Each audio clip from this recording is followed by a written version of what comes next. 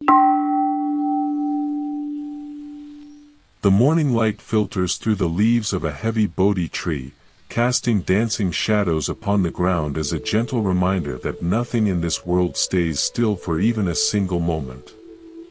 It is quite a beautiful thought when you really sit with it, yet many of us spend our entire lives trying to grab hold of those shadows, hoping to pin them down so they will never move again.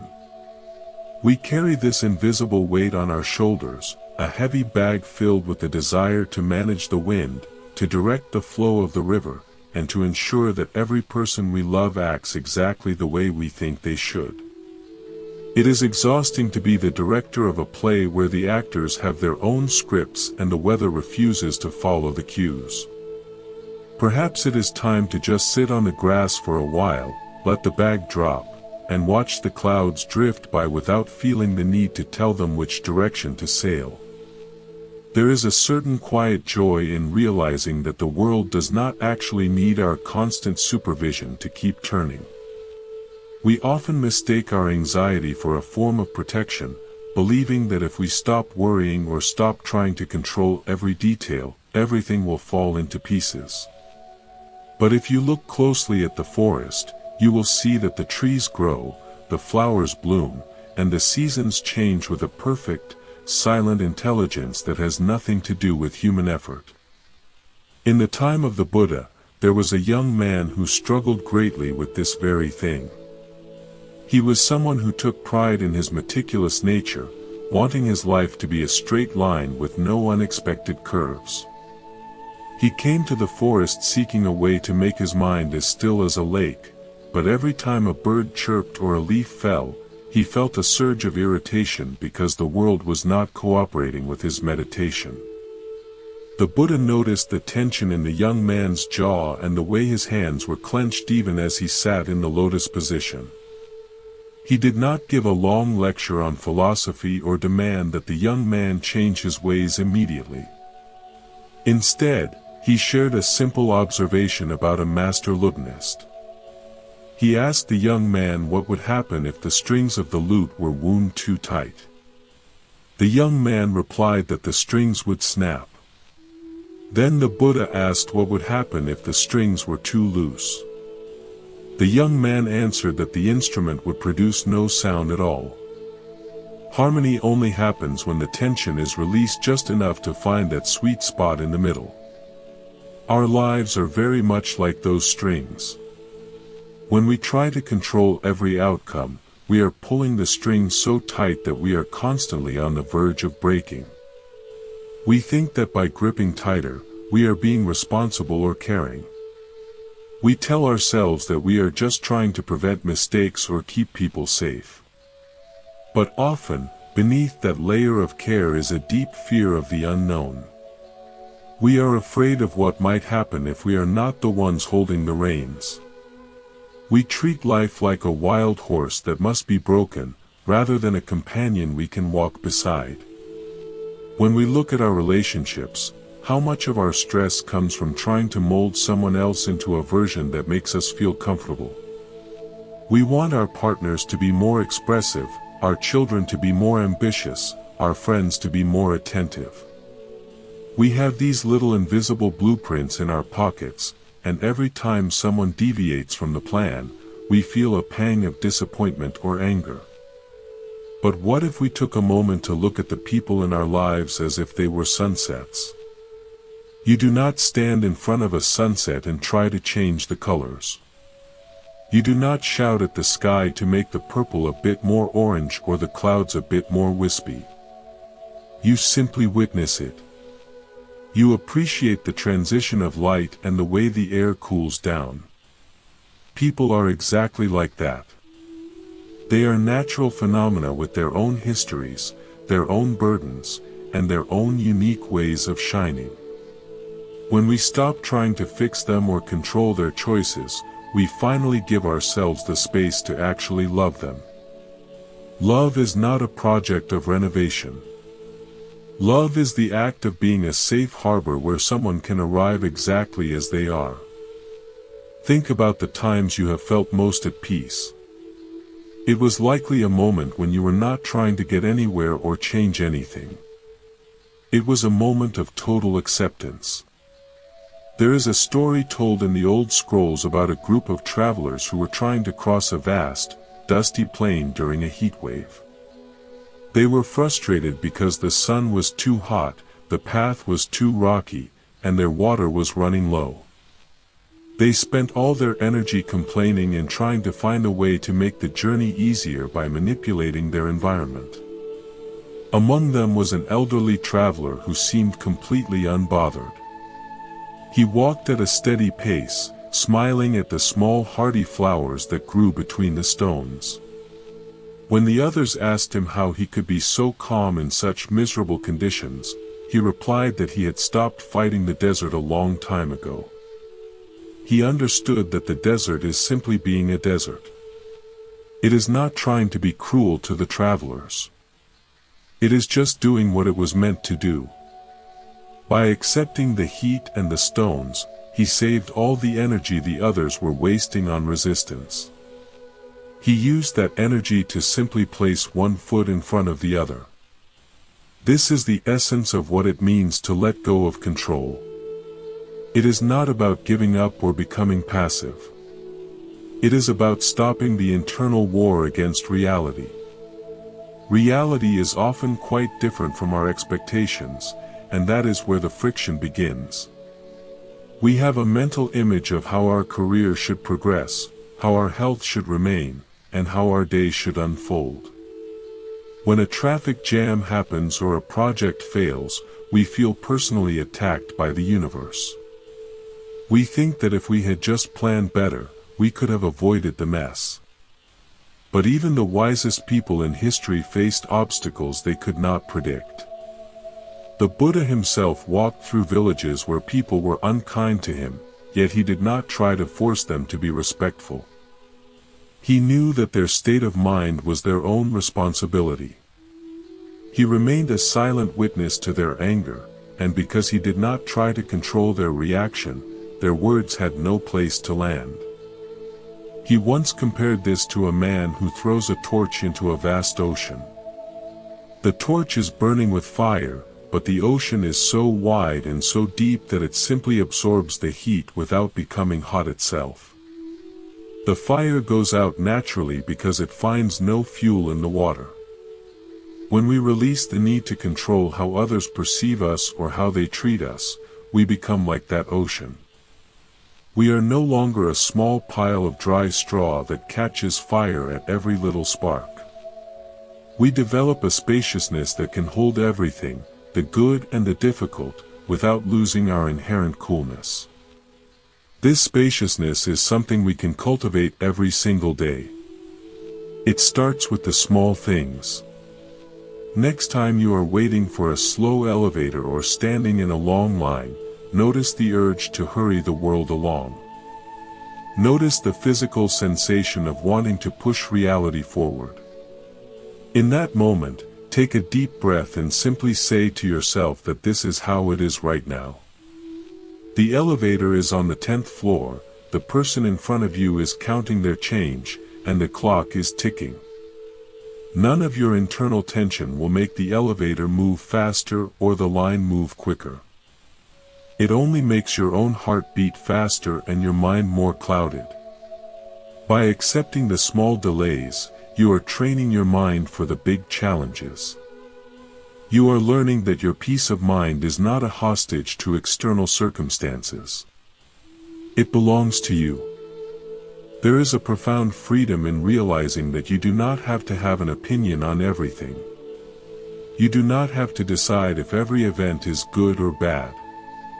Sometimes, things are just happening. In the ancient texts, there is a beautiful description of a sage who was like a mirror.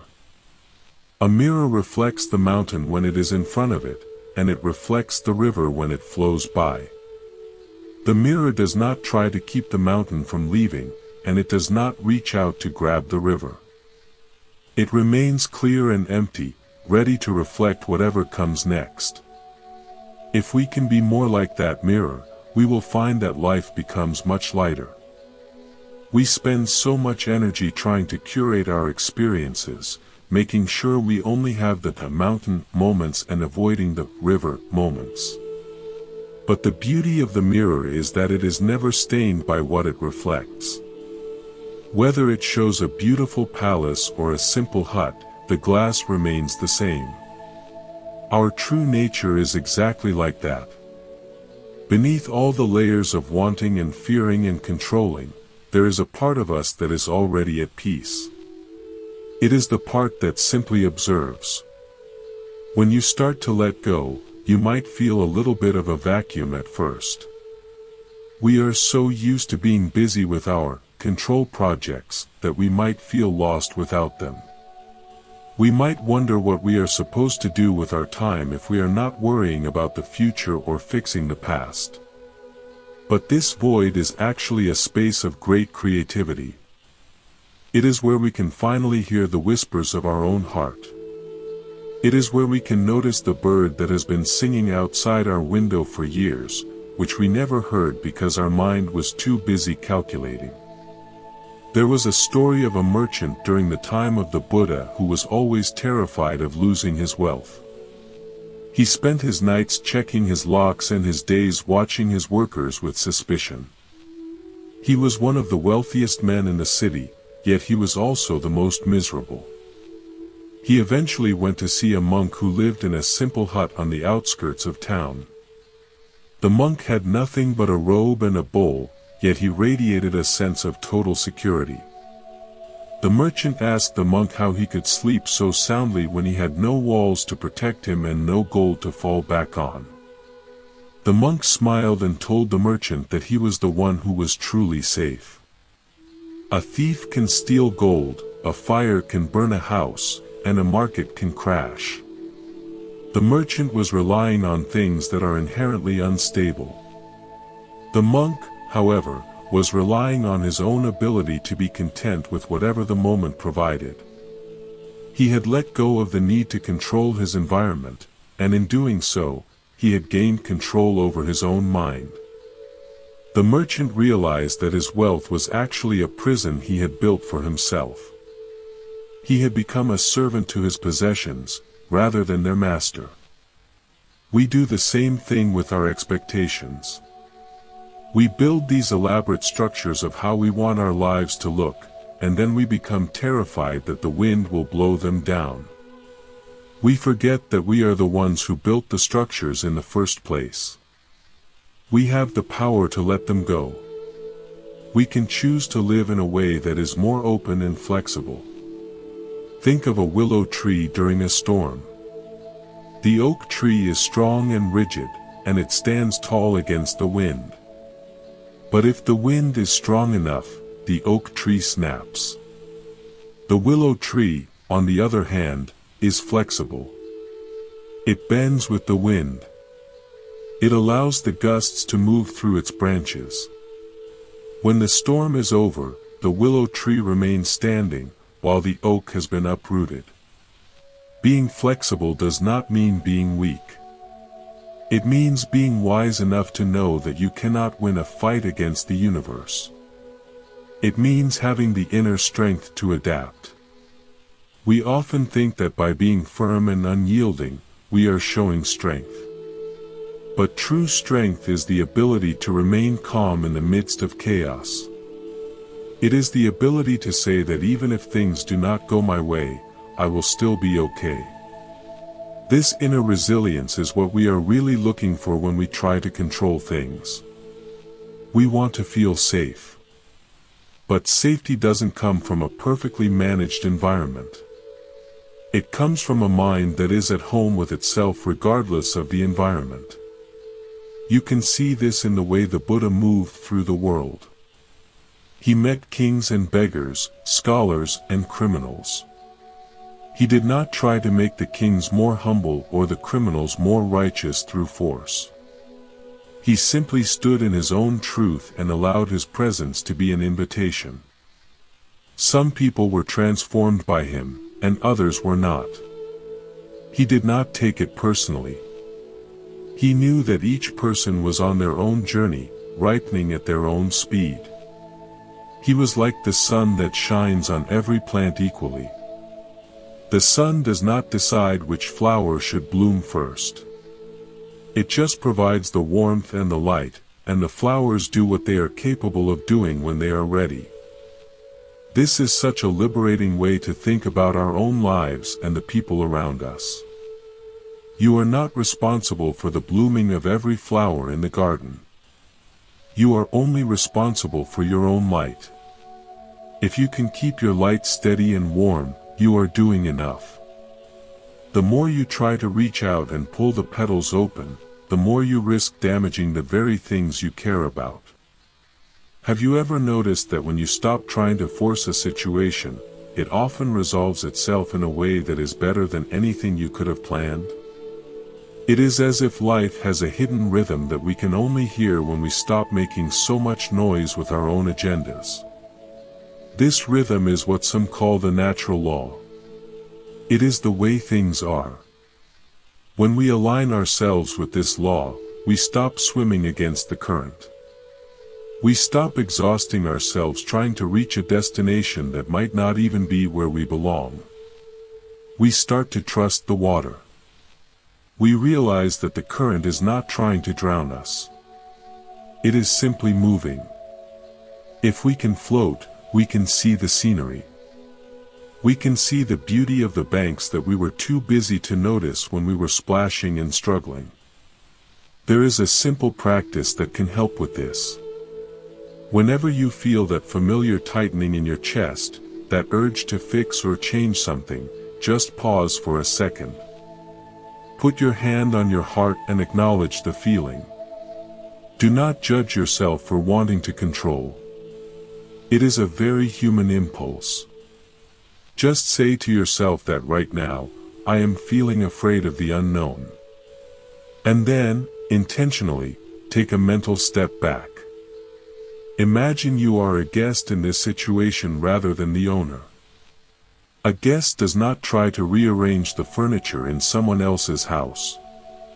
A guest simply enjoys the hospitality and the conversation.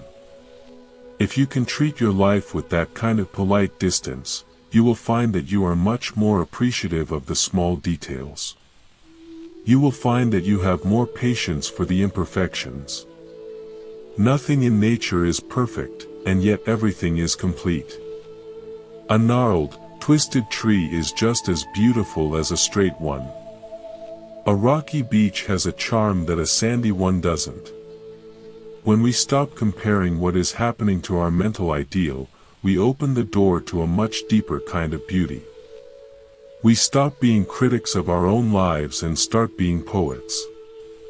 A poet sees the value in the rain as much as the sunshine. They see the mystery in the fog. Life is filled with fog, and we spend so much time trying to blow it away so we can see the horizon. But there is a stillness in the fog that you cannot find on a clear day. There is an intimacy to only being able to see a few steps ahead. It forces us to be present.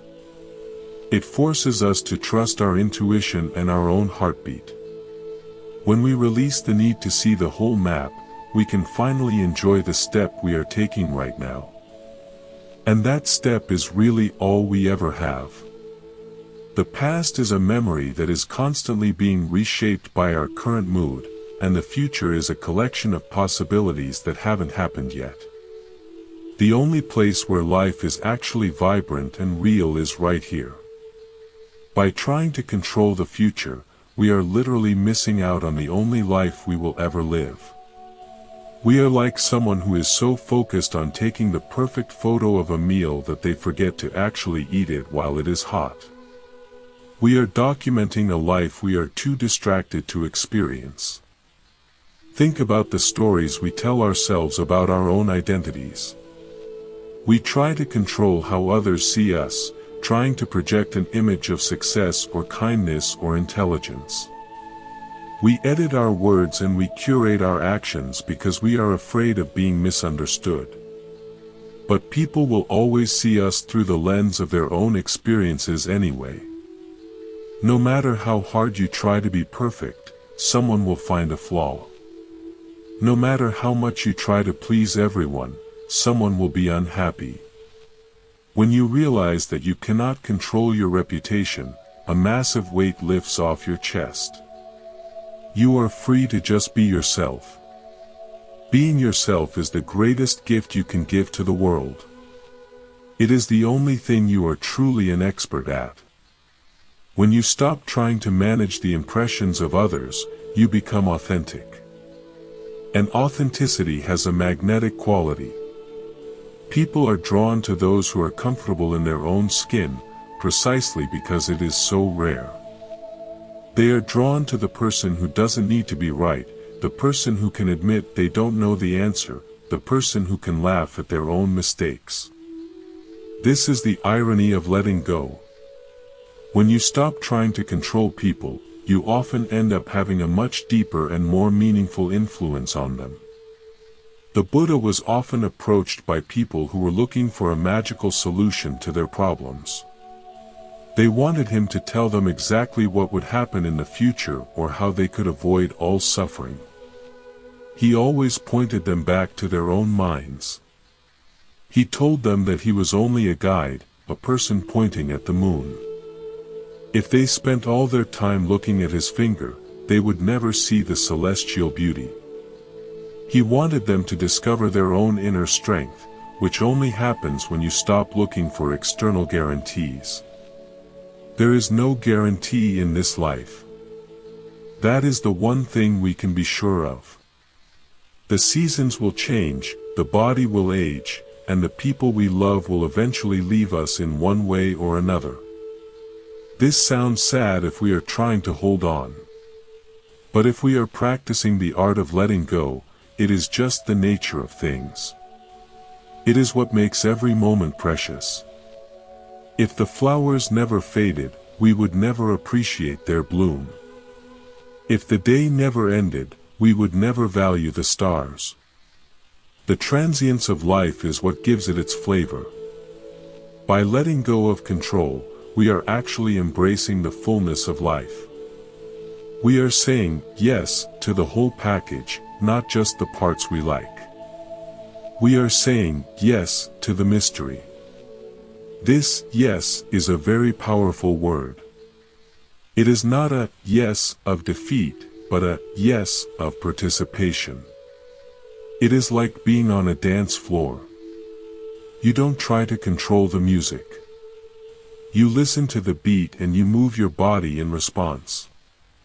Sometimes the music is fast and energetic, and sometimes it is slow and melancholic. The good dancer knows how to move to both. Imagine if we approached our problems with that same attitude. Instead of seeing an obstacle as something that shouldn't be there, we see it as a change in the music. We adjust our steps. We find a new way to move. This keeps us from becoming stagnant. It keeps our spirits young. People who try to control everything often become very bitter as they get older, because they realize they are losing the battle. But those who practice letting go become more radiant and peaceful. They have a certain twinkle in their eye because they know a secret that the rest of the world has forgotten. The secret is that you are already okay. You don't need the world to behave a certain way for you to be whole. Your worth is not tied to your productivity or your success or your ability to keep everything together. You are a part of this universe, as much as the stars and the trees. You have a right to be here, and you have a right to rest. You don't have to earn your place by being the manager of the cosmos. You can just be a passenger for a while. Think of a small child sitting in the back of a car while their parents drive. The child doesn't worry about the route or the traffic or the fuel level. They trust that they are being taken where they need to go. They spend their time looking out the window, pointing at cows, and daydreaming. As adults, we have forgotten how to be that passenger. We think we have to be the driver, the navigator, and the mechanic all at once. Even when we are not behind the wheel, We are backseat driving, worrying about every turn. What if we could regain a bit of that childhood trust? Not a blind trust that nothing bad will ever happen, but a trust that we have the capacity to handle whatever does happen. We have survived every difficult day we have ever faced. We have found ways through the dark forests of our lives before, and we will do it again. The universe has a way of providing what we need, even if it isn't always what we wanted. Sometimes the wrong turn leads us to a beautiful place we never would have discovered on our own. There was once a potter who lived in a small village near a river. He was known for making the most delicate and beautiful vases. One day, while he was carrying his finest piece to the market, he tripped on a stone and the vase shattered into hundreds of pieces. Most people would have been devastated, but the potter simply sat down and looked at the shards. He noticed how the sunlight caught the edges of the broken clay. He realized that the pieces were beautiful in their own way. He didn't try to glue the vase back together to make it look like it was never broken. Instead, he took the shards and used them to create a mosaic on the wall of his workshop. The mosaic became even more famous than his vases ever were. People traveled from far away to see the wall that was made of beautiful accidents. The potter had let go of the need for the vase to be perfect, and in doing so, he created something entirely new and even more resilient. This is what happens when we stop fighting the broken pieces of our lives. We often try to hide our scars or our failures, thinking they make us less valuable. But it is the cracks that let the light in, as the old saying goes. When we release the need to appear perfect or in control, we become more relatable. We give others permission to be imperfect too. This creates a circle of compassion that can heal an entire community. We stop judging ourselves and each other. We start to see that everyone is just doing their best with the tools they have. When you feel the urge to judge someone else's choices, remember that you are only seeing a small slice of their life. You don't know what kind of storm they are currently sailing through. You don't know what kind of pressure they are under. Instead of trying to control them with your judgment, try to offer them a bit of grace. Grace is the opposite of control. Control says, you must be this way, while grace says, I see you, and it is okay that you are struggling. This shift from judgment to grace is one of the most transformative things we can do for our own mental health. It softens the hard edges of our minds. It makes us more flexible and kind. And the beautiful thing is that the more grace we offer to others, the more we naturally offer to ourselves. We stop being our own harshest critics. We start to treat ourselves with the same tenderness we would give to a dear friend. Imagine treating your own mistakes with that kind of gentleness. Instead of berating yourself for a missed opportunity or a clumsy word, you just acknowledge it. You say to yourself that you are learning.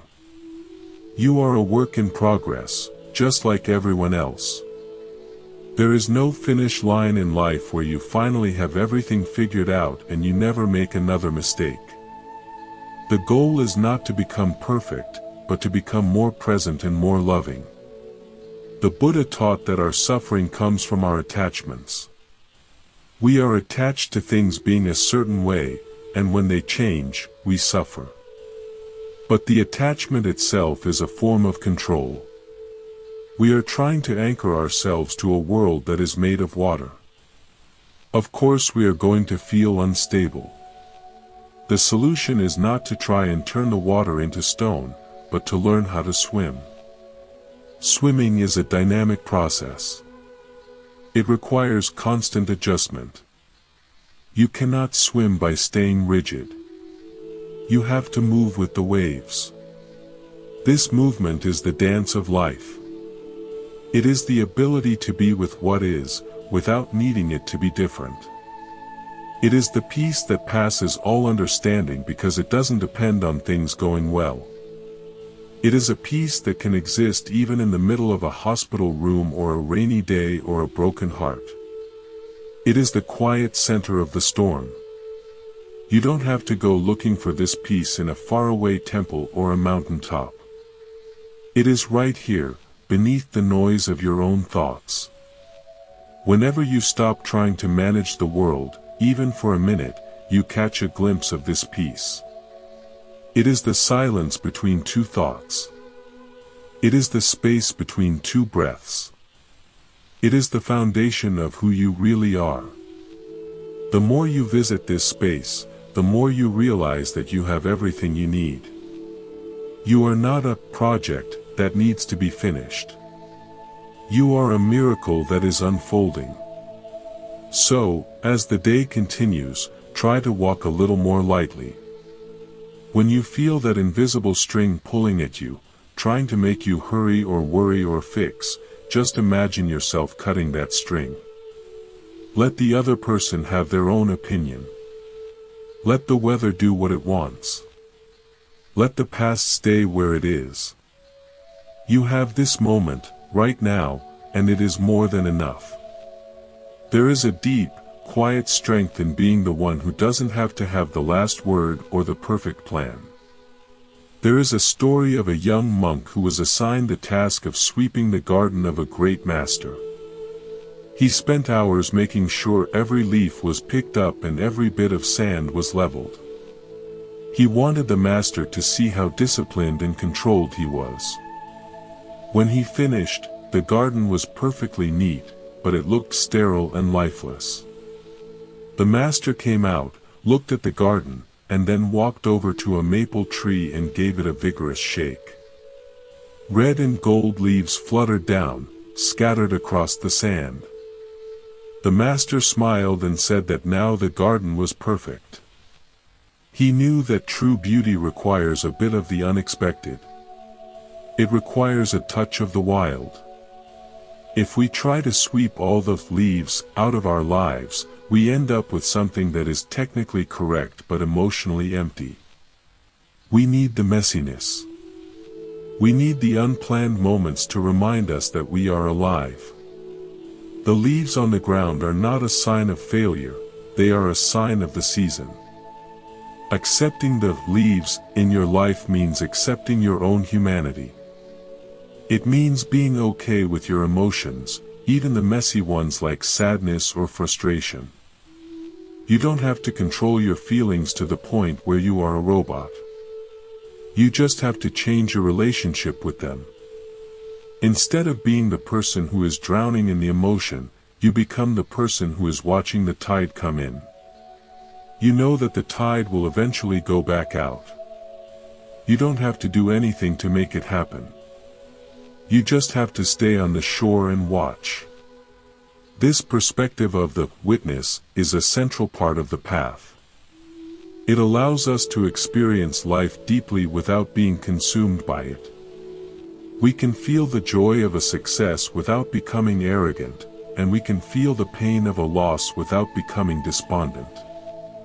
We are like the deep ocean that remains still even when there are waves on the surface. The waves are just a movement of the water. They are not the whole ocean. When we are caught in the need for control, we are living only on the surface. We are tossed about by every little breeze. But when we let go, we sink into the depths of our own being. We find a stability that is not affected by the weather. This is where real power lies. It is not the power to make others do what we want, but the power to remain ourselves no matter what others do. It is the ultimate form of sovereignty. Think of how much time we spend talking about what other people are doing wrong. We talk about politicians, neighbors, colleagues, and family members. We act as if our happiness is dependent on their behavior. This is a very powerless position to be in. We are essentially giving our keys to everyone else and then complaining that we are locked out. Letting go of control means taking your keys back. It means deciding that your inner state is your own territory. You can be kind to someone even if they are being rude. You can be calm even if the world is in a panic. This is not being indifferent, it is being centered. It is like being a lighthouse. The lighthouse doesn't run out into the ocean to try and drag the ships to safety. It doesn't shout at the storm to stop. It just stands there, shining its light. The ships use the light to find their own way. By being a centered, peaceful person, you provide a point of reference for everyone else. You show them that it is possible to be okay even when things are difficult. This is the most helpful thing you can do for the world. We don't need more people trying to manage each other. We need more people who are at peace with themselves. When you are at peace, your actions naturally become more skillful. You speak with more clarity. You listen with more empathy. You make better decisions because you are not being driven by fear or the need for a specific result. You are operating from a place of wisdom rather than a place of desperation. The Buddha once met a man who was very angry because his son had decided to become a monk. The man shouted at the Buddha, blaming him for breaking up his family. The Buddha waited until the man was finished and then asked him if he ever had guests at his house. The man said yes. The Buddha asked what happened if a guest brought a gift, but the man refused to accept it. To whom would the gift belong? The man replied that the gift would still belong to the guest. The Buddha then gently explained that he was refusing to accept the man's gift of anger. The man could keep his anger, it did not have to change the Buddha's inner state. This is such a powerful lesson in boundaries. We often think that if someone throws anger at us, we have to catch it. We think we have to react, to defend, to control the situation. But we can simply choose not to accept the gift. We can let it fall to the ground. By doing this, we are not being cold. We are being wise. We are protecting our own energy so that we can use it for things that actually matter. How much of your daily energy is spent on useless battles? Battles with people on the internet, battles with the person who cut you off in traffic, battles with your own past mistakes. Imagine if you could harvest all that wasted energy and put it into something beautiful. Put it into your garden, your art, your family, or just into the simple act of breathing. Life becomes so much more vibrant when you are not constantly trying to edit it. You start to see the humor in situations that used to make you angry. You see the absurdity of our human desire to be in charge of a universe that is billions of years old. We are like ants trying to direct the movement of an elephant. Once you realize how small your control really is, it stops being a burden and starts being a joke. You can laugh at yourself more. And laughter is a great medicine for the soul. It breaks the spell of seriousness that often accompanies our need for control. When we can laugh at our own stubbornness or our own silly expectations, we are already halfway to letting go. We are acknowledging our flaws with a sense of warmth. This is the kind roots of our practice. We are not trying to prune ourselves into a perfect shape. We are nourishing the roots so that we can grow naturally, in whatever direction the sun leads us. Consider the birds. They don't store food in barns, yet they are fed. They don't spend their nights worrying about whether the sun will rise, yet they are ready to sing when it does. They live in a state of natural grace. While we have more complex lives than birds, we can still learn from their simplicity. We can learn to trust the process of life a bit more. We can learn that we are being taken care of in ways we might not even realize. The very air we breathe is a gift we didn't have to earn. The heart that beats in our chest does so without any conscious effort from us. We are being sustained by 1,000 different processes every second, none of which we control. If we can trust our bodies to breathe and our hearts to beat, maybe we can trust life to handle the rest.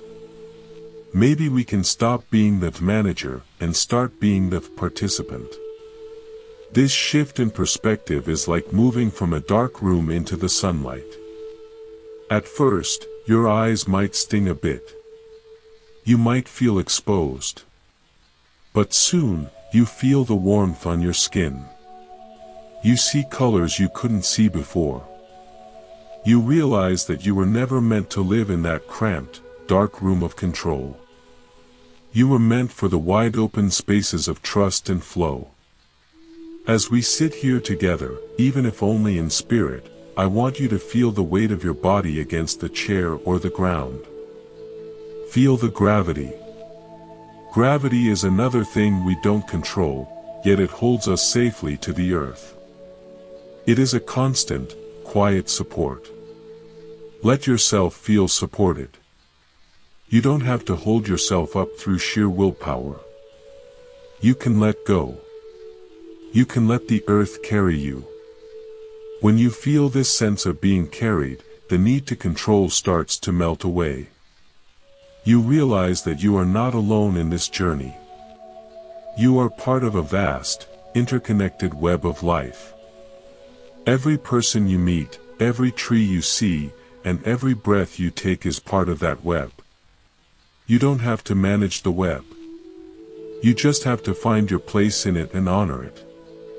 Honoring your place means being as kind to yourself as you are to others. It means knowing when to work and when to rest. It means knowing when to speak and when to be silent. It means accepting that some questions don't have answers yet, and that is perfectly okay. We live in a world that demands instant results and clear explanations. But life is more like a poem than a manual. It doesn't have to be explained to be felt. It doesn't have to be solved to be beautiful. Let yourself be okay with the not knowing. The great masters often spoke of the beginner's mind. This is a mind that is open, curious, and free of the burden of being an expert. When you are an expert, your world is small and defined. When you are a beginner, the possibilities are endless. Letting go of control is essentially returning to that beginner's mind. It is admitting that you don't have all the answers, and being excited about what you might discover. This curiosity is what keeps our spirits alive. It turns every day into an adventure. Instead of waking up and thinking about all the things you have to manage, you can wake up and wonder what the day will bring. What small beauty will you notice? What kind word will you share? What lesson will you learn from a difficult moment? This is a much more joyful way to live. It is also a much more effective way to help others. When you are not trying to control people, they feel safe around you. They open up. They share their true selves. You become a catalyst for their own growth, simply by being a space where they don't have to be afraid of judgment. This is the true meaning of being a friend of the soul. You are not there to fix them, you are there to walk with them. Think of the people who have influenced you the most in your life. Were they the ones who lectured you and told you what to do? Or were they the ones who listened to you, who accepted you, and who loved you even when you were making a mess of things? Most likely, it was the latter. Their lack of control over you was exactly what gave them the power to touch your heart. We can be that person for others. We can be the one who offers a calm presence in a frantic world. We can be the one who says, I don't know the answer either, but let's sit together for a while. This simple act of presence is more powerful than any advice or any plan. It is the gold that we have been looking for in the middle of all our copper worries. As we move through the upcoming moments, let's keep this feeling of luminous uncertainty in our hearts. Let's be brave enough to be a little bit out of control. Let's be brave enough to trust. The more you practice, the more natural it becomes. It is like learning a new language. At first, you have to think about every word. But eventually, you just start to speak. You start to live the language of surrender. And surrender is not about giving up, it is about moving into the center of the flow. It is about realizing that the river knows the way to the sea better than you do. You don't have to push the water. You just have to stay in the boat. There will be rapids, and there will be calm stretches. Both are part of the journey. Both are necessary to reach the destination. When you find yourself in the rapids, don't waste your energy screaming at the rocks. Use your energy to keep your balance. Keep your eyes on the water. Trust your ability to navigate. And when you reach the calm stretches, don't spend the whole time worrying about the next set of rapids. Enjoy the reflection of the trees on the surface. Enjoy the silence. This is the rhythm of a wise life. It is a rhythm that the Buddha lived and taught. He didn't promise a life without storms. He promised a way to be at peace within the storm.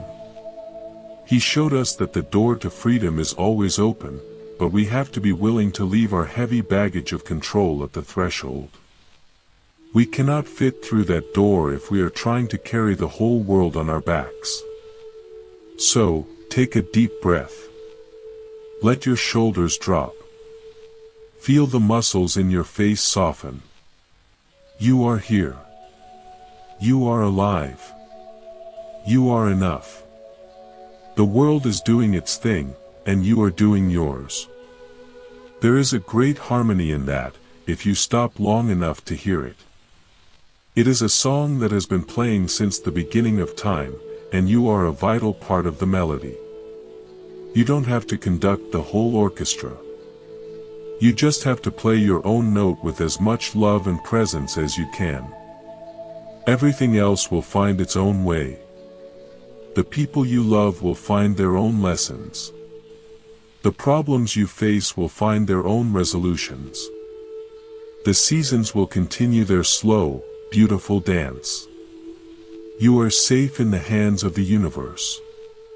When you truly believe this, the need to control simply evaporates, like mist in the morning sun. You are left with a clear sky and a wide horizon. This clarity is your birthright. It is the natural state of your mind when it is not cluttered with shoulds and musts. It is the quiet joy of being. We spend so much of our lives doing, achieving, and managing, that we forget how to just be. But being is where the deep nourishment is. It is where we recharge our souls. Imagine your life as a garden. Control is like trying to force the plants to grow faster or to bloom in a specific pattern. You might get some results, but the garden will feel stressed and artificial. Surrender is like being the gardener who prepares the soil, plants the seeds, and then steps back to let the sun and rain do their work. You still have a role, but you are a partner with nature rather than a tyrant over it. Your garden will be more vibrant, more resilient, and more surprising than anything you could have designed. The most beautiful things in life are often the ones we didn't plan. They are the chance encounters, the sudden inspirations, the moments of grace that come out of nowhere. If we are too focused on our plans, we miss these gifts. We are so busy looking at our watches that we don't see the shooting star. Letting go of control is like looking up from your watch and finally seeing the vastness of the sky. It is a big, beautiful sky, and there is plenty of room for you in it. You don't have to be the sun, you can be a star, a cloud, or even just the space that holds them all. Every role is important. Every role is sacred. When you stop trying to be the everything, you can finally be the something that you were meant to be. And being that something is incredibly satisfying. It brings a sense of purpose that isn't tied to results. It is the purpose of being authentic. It is the purpose of being kind. It is the purpose of being a witness to the wonder of existence. This is a path that leads to a deep and lasting happiness, the kind that doesn't go away when things get tough. It is the happiness of the Buddha, who sat under the Bodhi tree and realized that everything is interconnected and that suffering ends when we stop grasping. Grasping is just another word for control. We grasp at ideas, at people, at youth, and at life itself. But life is like a handful of sand. The tighter you squeeze it, the faster it runs through your fingers. If you open your hand, the sand stays right there. Open your hands today. Let the things you have been squeezing so hard just sit there. You will see that they don't necessarily disappear just because you stop holding on. In fact, they might even stay because they want to, not because they are being forced. This applies to your children, your friends, and your own creative ideas. Freedom is attractive. When you give people the freedom to be themselves, they often choose to be closer to you. When you give yourself the freedom to be imperfect, you become more creative and more alive. You are no longer afraid of messing up. You see mistakes as just more shards for the mosaic.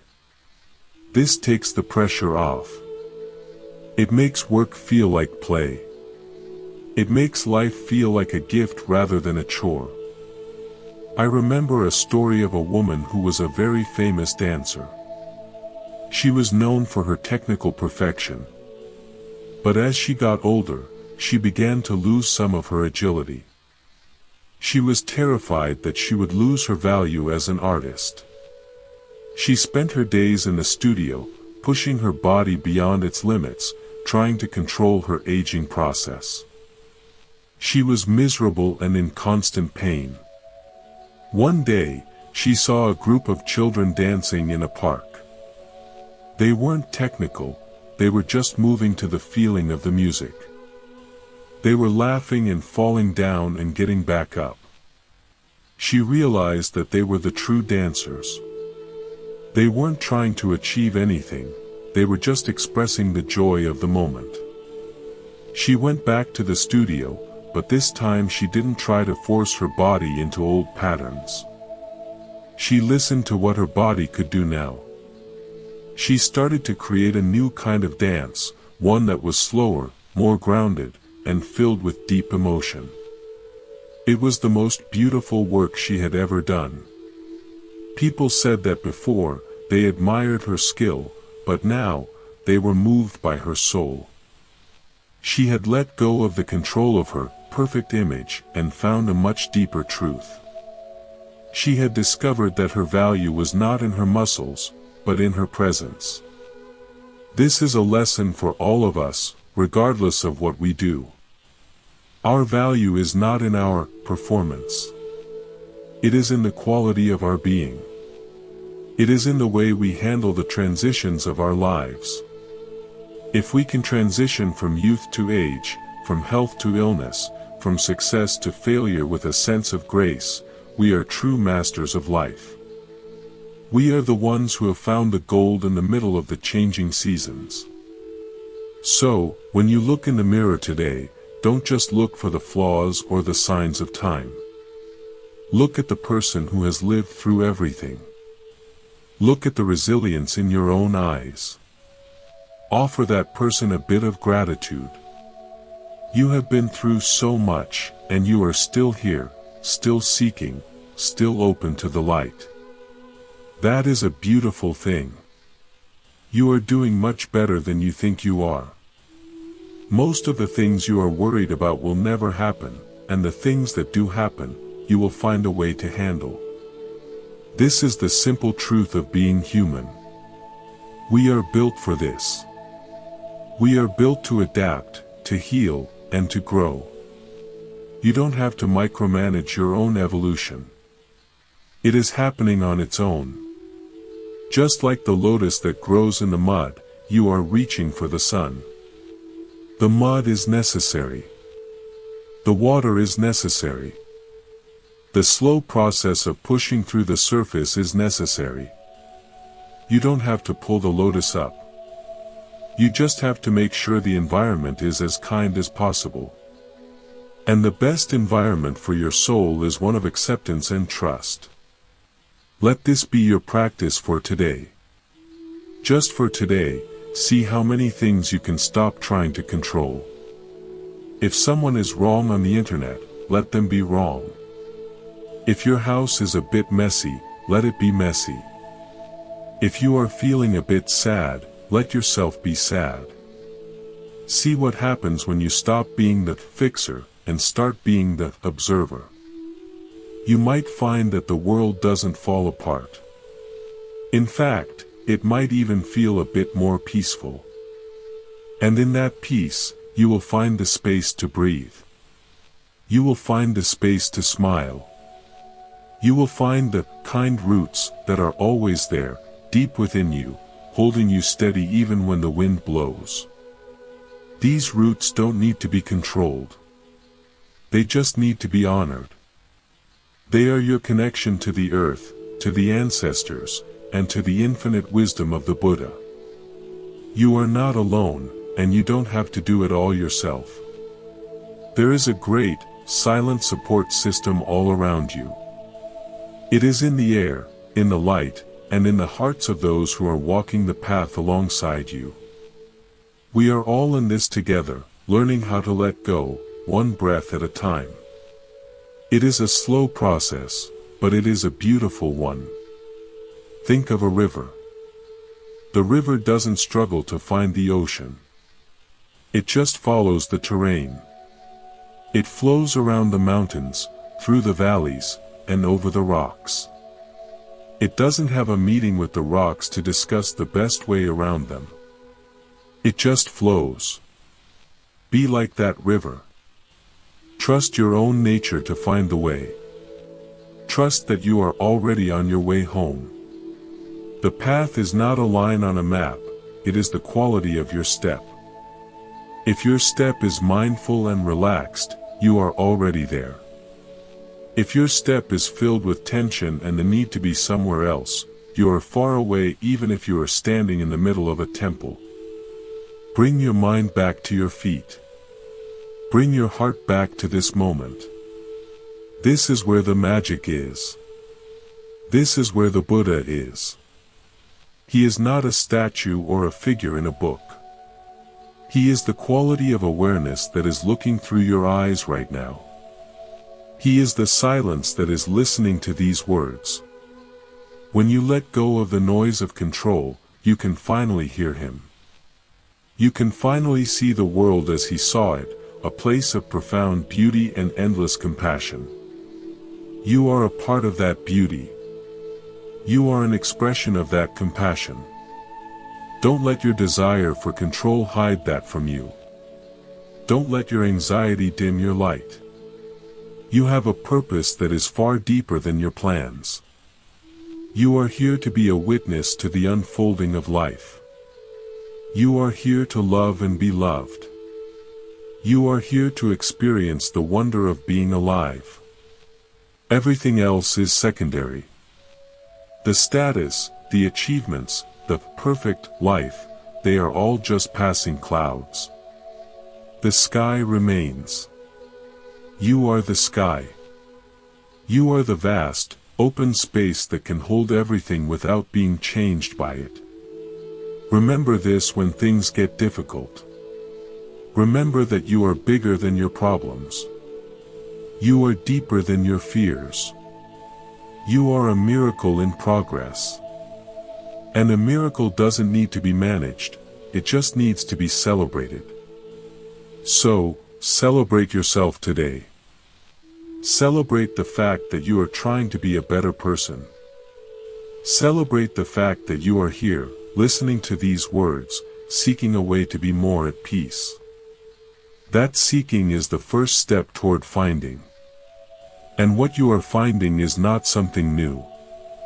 It is something you have always had, but just forgot for a while. It is your own inherent wisdom. It is your own capacity for joy. It is your own ability to let go and trust the flow of life. It is like coming home after a long, exhausting journey. You can finally take off your shoes, sit down, and just be. There is no more work to do right now. There is no more fixing to be done. You can just rest in the awareness of this moment. You can feel the gentleness of your own breath. You can feel the warmth in your own heart. This is the kind roots way. It is a way of kindness, of patience, and of profound trust. As the sunlight continues to shift and the shadows continue their dance, we realize that the dance is the whole point. We are not here to stop the shadows, we are here to enjoy the light that makes them possible. We are here to be part of the movement. We are here to flow. When you leave this space and go back into your daily life, take a little bit of this stillness with you. Don't let it be swallowed up by the noise. Keep it in a small corner of your heart, like a candle that never goes out. When you feel the pressure building, when you feel the need to grab hold and control, just look at that little candle. Remember the river. Remember the willow tree. Remember the Buddha's smile. You have the power to choose peace in every moment. It doesn't require a special set of circumstances. It only requires a shift in your intention. It requires the willingness to say, I am not in charge of the universe, and that is a wonderful thing. This admission is the beginning of true freedom. It is the end of the war with yourself. And when the war ends, the healing begins. You start to see the world with fresh eyes. You see the kindness in strangers, the beauty in the mundane, and the potential in every situation. You become a person who brings peace into every room you enter. Not because you are doing anything special, but because you are being someone who is not at war. People can feel that. They are attracted to it. It gives them hope. In a world that is obsessed with control and power, a peaceful person is a revolutionary. They show that there is another way to live. They show that it is possible to be strong without being aggressive, and to be successful without being stressed. This is the path of the kind roots. It is a path of quiet strength and gentle influence. It is a path that honors the earth and the heart. And it is a path that is open to everyone, regardless of where they are starting from. You don't have to be a monk or a scholar to walk this path. You just have to be a human being who is willing to breathe and let go. Think of a heavy curtain that has been pulled shut for a long time. It has kept the room dark and stuffy. Letting go of control is like pulling that curtain back. It might be a bit dusty at first. You might be squinted by the brightness. But soon, the room is filled with fresh air and light. You can see things clearly. You can see the dust motes dancing in the sun. You realize that the world outside was there all along, just waiting for you to look. The world is waiting for you now. It is waiting for your unique light, your unique voice, and your unique presence. Don't keep it waiting by being stuck in your control projects. Step out into the light. Trust the sun to warm you and the wind to guide you. You are exactly where you need to be. There is a final story I want to share with you before we continue. It is about an old gardener who lived in the palace of a king.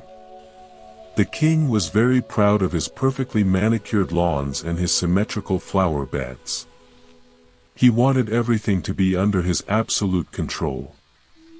He would often walk through the gardens and point out any leaf that was out of place or any flower that was leaning the wrong way. The old gardener would nod and fix the issues, but in his own small cottage at the edge of the palace grounds, he had a different kind of garden. It was a wild, overgrown place where vines tangled with fruit trees and flowers of all kinds grew together in a chaotic, colorful heap. There were no straight lines, and nothing was symmetrical. One day, the king was feeling particularly stressed and overwhelmed by the duties of his kingdom. He wandered into the gardener's private space. At first, he was shocked by the lack of order. He started to criticize the mess. But as he sat down on a mossy stone, he noticed the sound of the bees, the smell of the damp earth, and the way the light filtered through the untamed leaves. He felt a sense of peace that he had never felt in his own perfectly controlled gardens. He realized that the gardener's mess was actually a living, breathing harmony. It didn't need him to manage it. It was thriving because it was allowed to be itself. The king stayed there for a long time, and when he left, he was a different man. He started to let go of some of his rigid control over his kingdom, and he found that both he and his people were much happier. We are all like that king sometimes.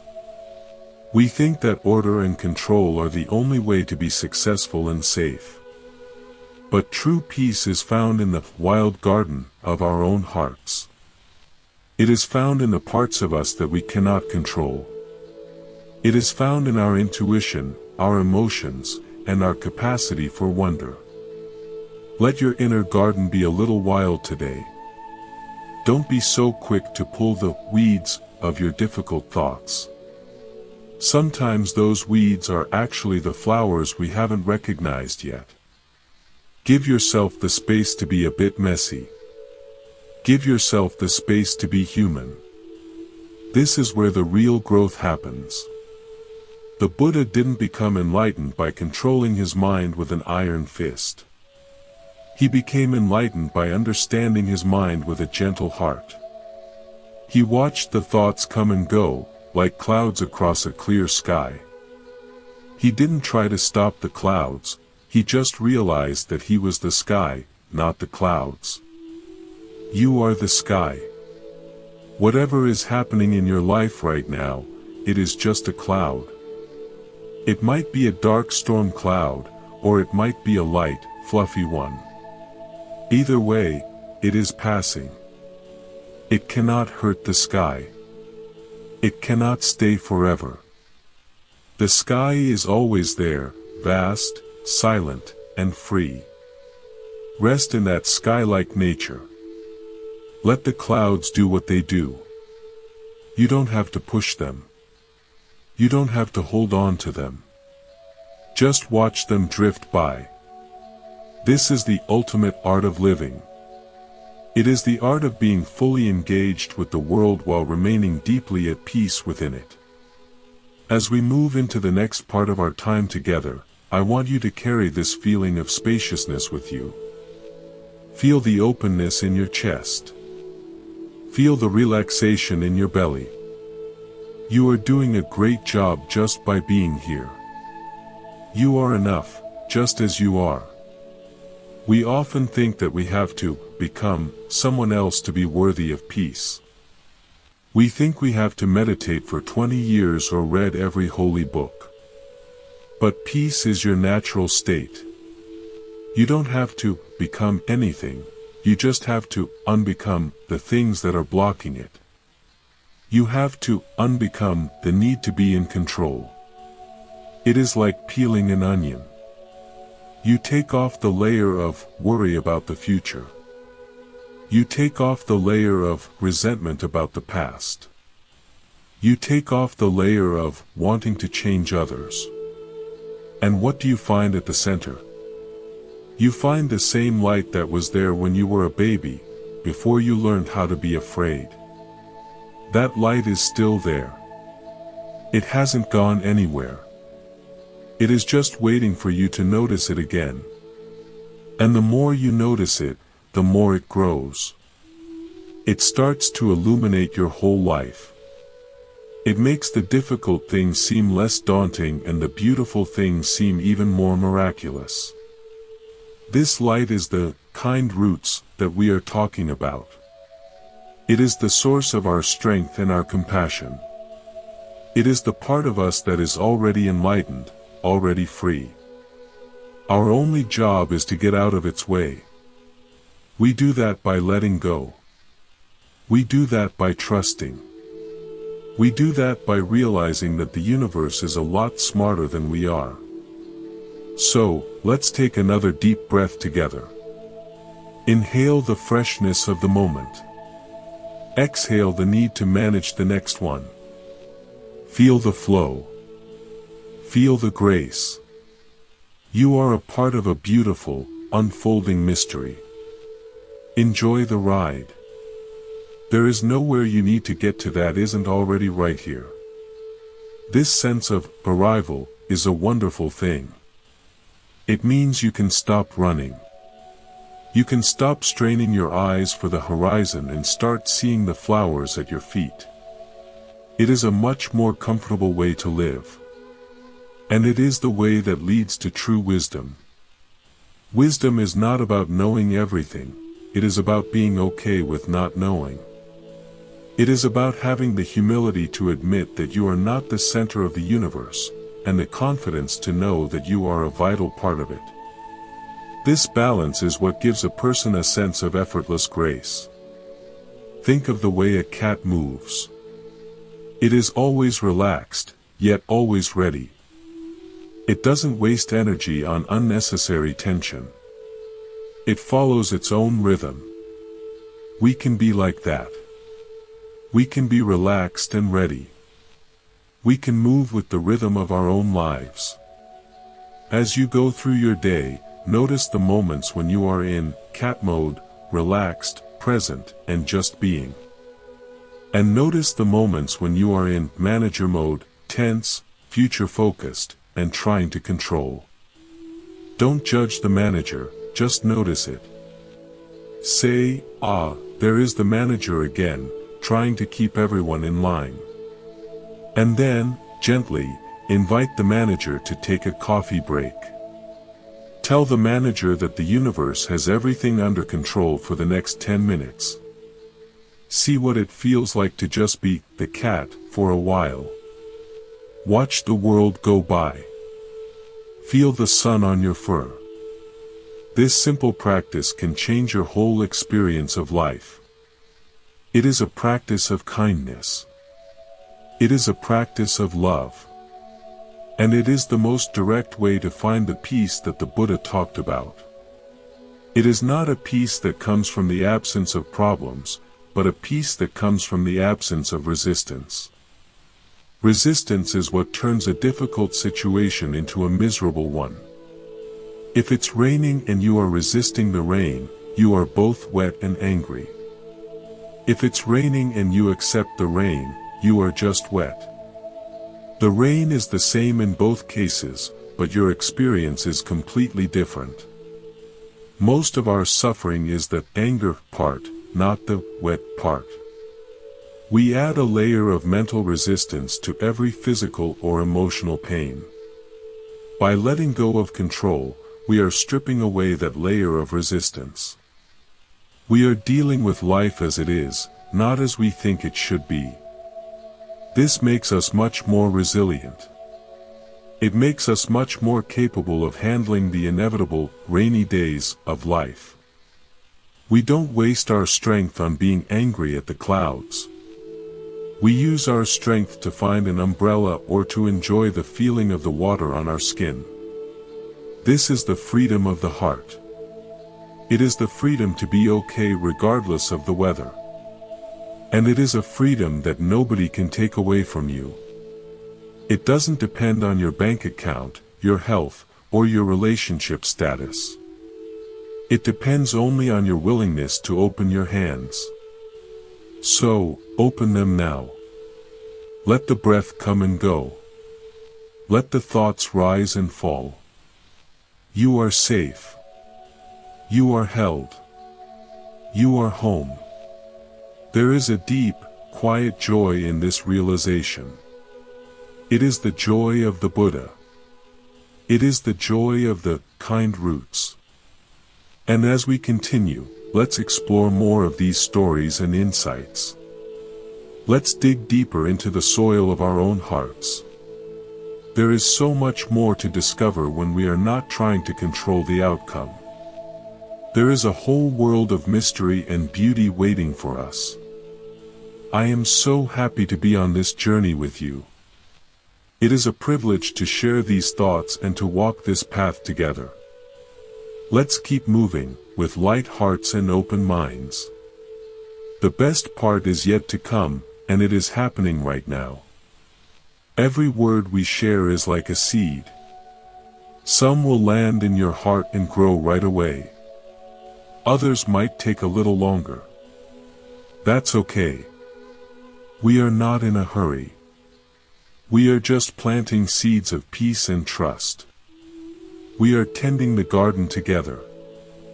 Feel the connection between us, even across the distance. We are all searching for the same thing, a sense of peace, a sense of belonging, and a way to be in this world without being overwhelmed by it. By sharing these stories, we are reminding each other that it is possible. We are reminding each other that we are stronger than we think, and that life is kinder than we often believe. There is a hidden grace in everything, even in the difficult parts. Our job is just to stay open enough to see it. And seeing it changes everything. It turns a chore into a ritual. It turns a stranger into a brother. It turns a problem into a lesson. This is the alchemy of the heart. It is the power of perspective. And it is a power that you already possess. You don't have to go anywhere to find it. You don't have to do anything to earn it. You just have to be willing to see. So, look around you with fresh eyes. See the beauty that is hiding in plain sight. See the miracle of your own existence. You are a wonder. You are a masterpiece in progress. Don't let your need for control stop you from seeing that. Let yourself be amazed by the fact that you are here at all. The universe spent billions of years creating you. Surely, it knows how to take care of you. Trust that. Trust the process. Trust the flow. And most of all, trust yourself. You have the kind roots within you. They are strong, they are deep, and they are always there. You can rely on them. As we breathe together in this moment, let's just enjoy the silence for a second. The silence is where the true understanding happens. It is the space where the soul can rest. In that silence, you can feel the presence of the Buddha, the presence of love, and the presence of your own true self. It is a beautiful presence. It is a peaceful presence. And it is exactly what the world needs right now. By being at peace, you are helping the whole world to be at peace. Your calm is contagious. Your trust is an inspiration. So, keep walking. Keep breathing. Keep letting go. You are doing a wonderful thing. And I am right here with you, every step of the way. Let's see what the next moment brings. Whatever it is, we will handle it with grace. We will handle it with the wisdom of the kind roots. We will handle it with the heart of a friend. This is our path. This is our joy. And it is a path that never ends, because it is always unfolding in the eternal now. Every morning is a new chance to practice. Every interaction is a new opportunity to choose love over control. Every difficulty is a new invitation to trust. Life is so rich when we see it this way. It is so full of potential. Don't be afraid of the unknown. The unknown is just the place where miracles happen. It is the empty space where new things can grow. If we controlled everything, nothing new could ever enter our lives. We would be stuck in a loop of our own making. Surrender is the key that breaks that loop. It is the doorway to the infinite. And you have that key in your hand right now. You just have to be brave enough to turn it. You just have to be willing to walk through the door. I know it can be scary. I know it feels safer to hold on. But true safety is not in the holding, it is in the letting go. It is in the realization that you are part of something much bigger than yourself, and that something is inherently good. Feel that goodness in your own heart. It is the same goodness that is in the sun, the rain, and the trees. It is the fabric of the universe. And it is the most real thing about you. Everything else is just a temporary costume. So, take off the costume of the manager. Take off the costume of the warrior. Just be the light. Just be the love. This is who you really are. This is your true identity. And it is a beautiful thing to behold. As we continue our journey, let these thoughts sink deep into your soul. Let them nourish your roots. Let them give you the strength to stand tall and the flexibility to bend with the wind. You are a beautiful part of the garden of life. And I am so grateful to be gardening with you today. Let's keep moving, with peace in our hearts and light in our eyes. The journey is the destination, and it is a truly magnificent one. Think of the way a master potter handles the clay. They don't force it into a shape with brute strength. They use a gentle, constant pressure, guided by a vision but also responding to the nature of the clay itself. If the clay is too dry, they add water. If it is too soft, they wait. They are in a conversation with the material. We can be in a conversation with our lives in the same way. Instead of forcing our will upon our circumstances, we can respond to them with sensitivity and wisdom. We can know when to act and when to wait. This is the art of effortless action. It is doing what needs to be done without the extra baggage of stress and control. This makes our work much more effective and our lives much more pleasant. We stop being doers and start being vessels through which life can flow. This is a very high state of being, but it starts with very simple steps. It starts with a single breath. It starts with a single moment of acceptance.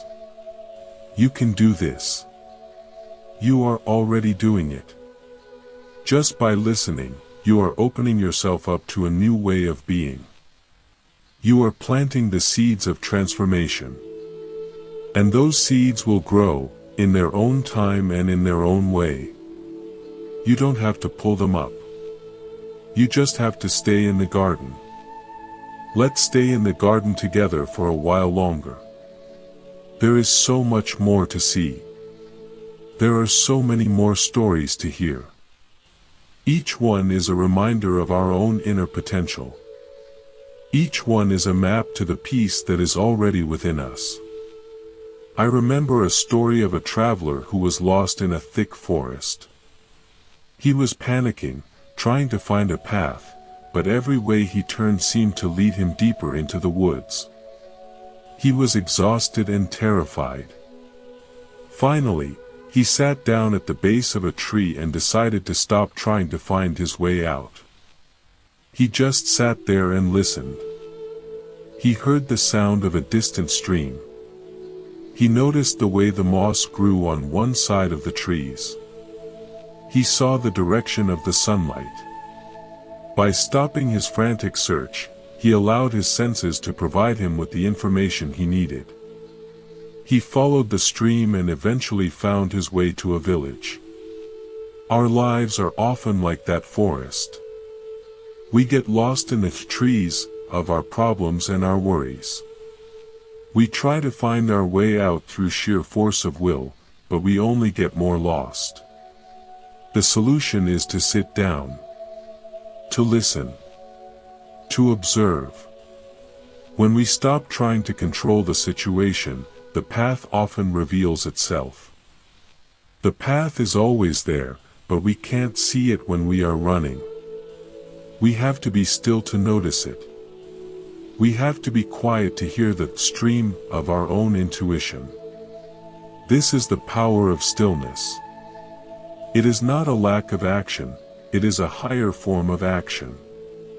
It is the action of the Buddha, who sat still under the tree and changed the world. He didn't build an army or a kingdom. He didn't try to control the people of his time. He just found his own center and allowed his presence to be a light. That light is still shining today, more than 2,000 years later. We can all have a little bit of that light. We can all find our own center. And when we do, we find that the forest is not a scary place after all. It is a place of mystery and beauty. We can enjoy the walk, even if we don't know exactly where we are going. This trust is the ultimate antidote to the need for control. It is the realization that we are not lost, we are just on an adventure. And every adventure has its challenges. That is what makes it an adventure. Without the forest, there would be no story to tell. So, honor your forest. Honor your challenges. They are the things that are shaping you into the person you are becoming. They are the shards that will make up your beautiful mosaic. Don't wish them away. Just learn how to walk through them with grace. And remember that you are not walking alone.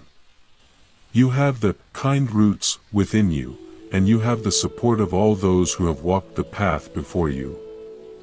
You are part of a long and noble tradition of seekers and sages. You are in good company. Let's take a moment to send a thought of gratitude to all the teachers, the friends, and the difficult people who have helped us grow. They have all been our gardeners, in one way or another. They have all contributed to the person you are right now. And that person is beautiful. That person is worthy of love and peace. That person is you. Don't let the manager tell you otherwise. Don't let the critic dim your light. You are a miracle, and it is time to start living like one. Living like a miracle means being open to the unexpected.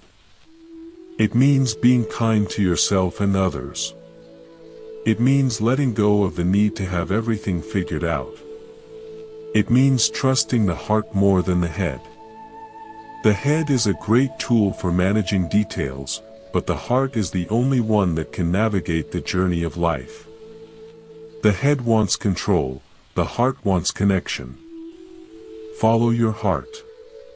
It knows the way to the ocean. And the ocean is waiting for you.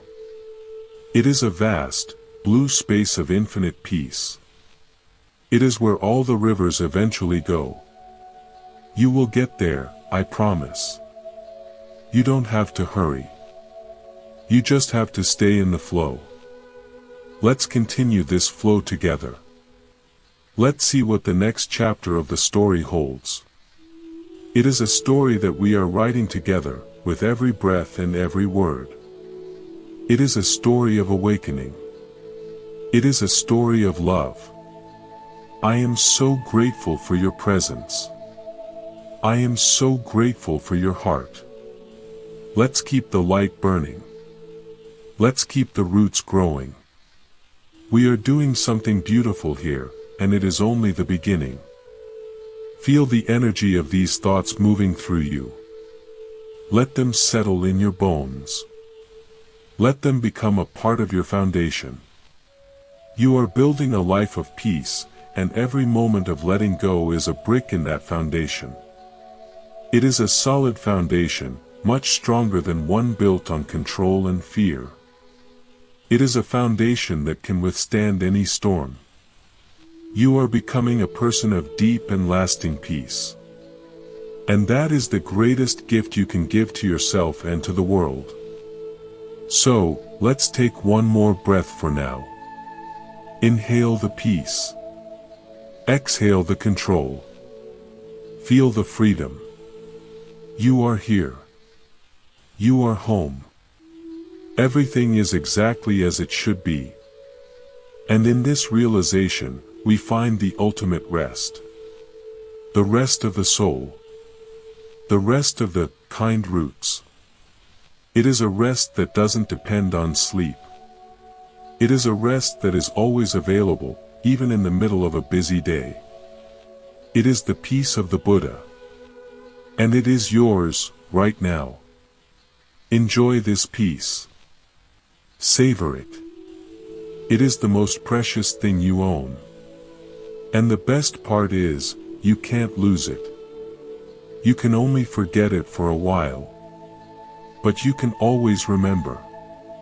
You can always come back to the breath. You can always come back to the heart. You are a beautiful, light-filled being. Don't ever forget that. The world needs your light. The world needs your peace. So, keep shining. Keep trusting. Keep letting go. You are on the right path. And as we move forward, let's explore even more ways to deepen this trust. Let's look at more stories of the Buddha and the sages. Let's learn from the trees and the birds. There is so much wisdom all around us, if we are only willing to see it. I am looking forward to our next moments together. Until then, stay soft. Stay open. Stay kind. Your roots are growing deep, and your heart is opening wide. It is a beautiful thing to see. Remember, you don't have to be perfect. You just have to be present. That is the only requirement for this journey. And you are already doing it. You are already a success in the only way that matters. So, go into your day with a light heart. Treat everyone you meet as a fellow traveler. Treat yourself as a dear friend. And when the need for control arises, just give it a little smile and let it go. You have better things to do with your time. You have a life to live. You have a miracle to experience. Don't miss it by trying to manage it. Just be there for it. Be fully, wonderfully, beautifully there. This is the way of the kind roots. This is the way of peace. And this is the way home. I will see you there, in the silence and the light. We are already together in the heart of the mystery. And that is more than enough. It is everything. Let's just sit with that for a moment. Let it sink in. You are okay. You are loved. You are free. What a beautiful thought to carry with us. What a beautiful way to live. Let's make it our reality, one breath at a time. The world is waiting for us, and we are ready. Not with a plan, but with a heart. Not with control, but with trust. This is our strength. This is our power. And this is our joy.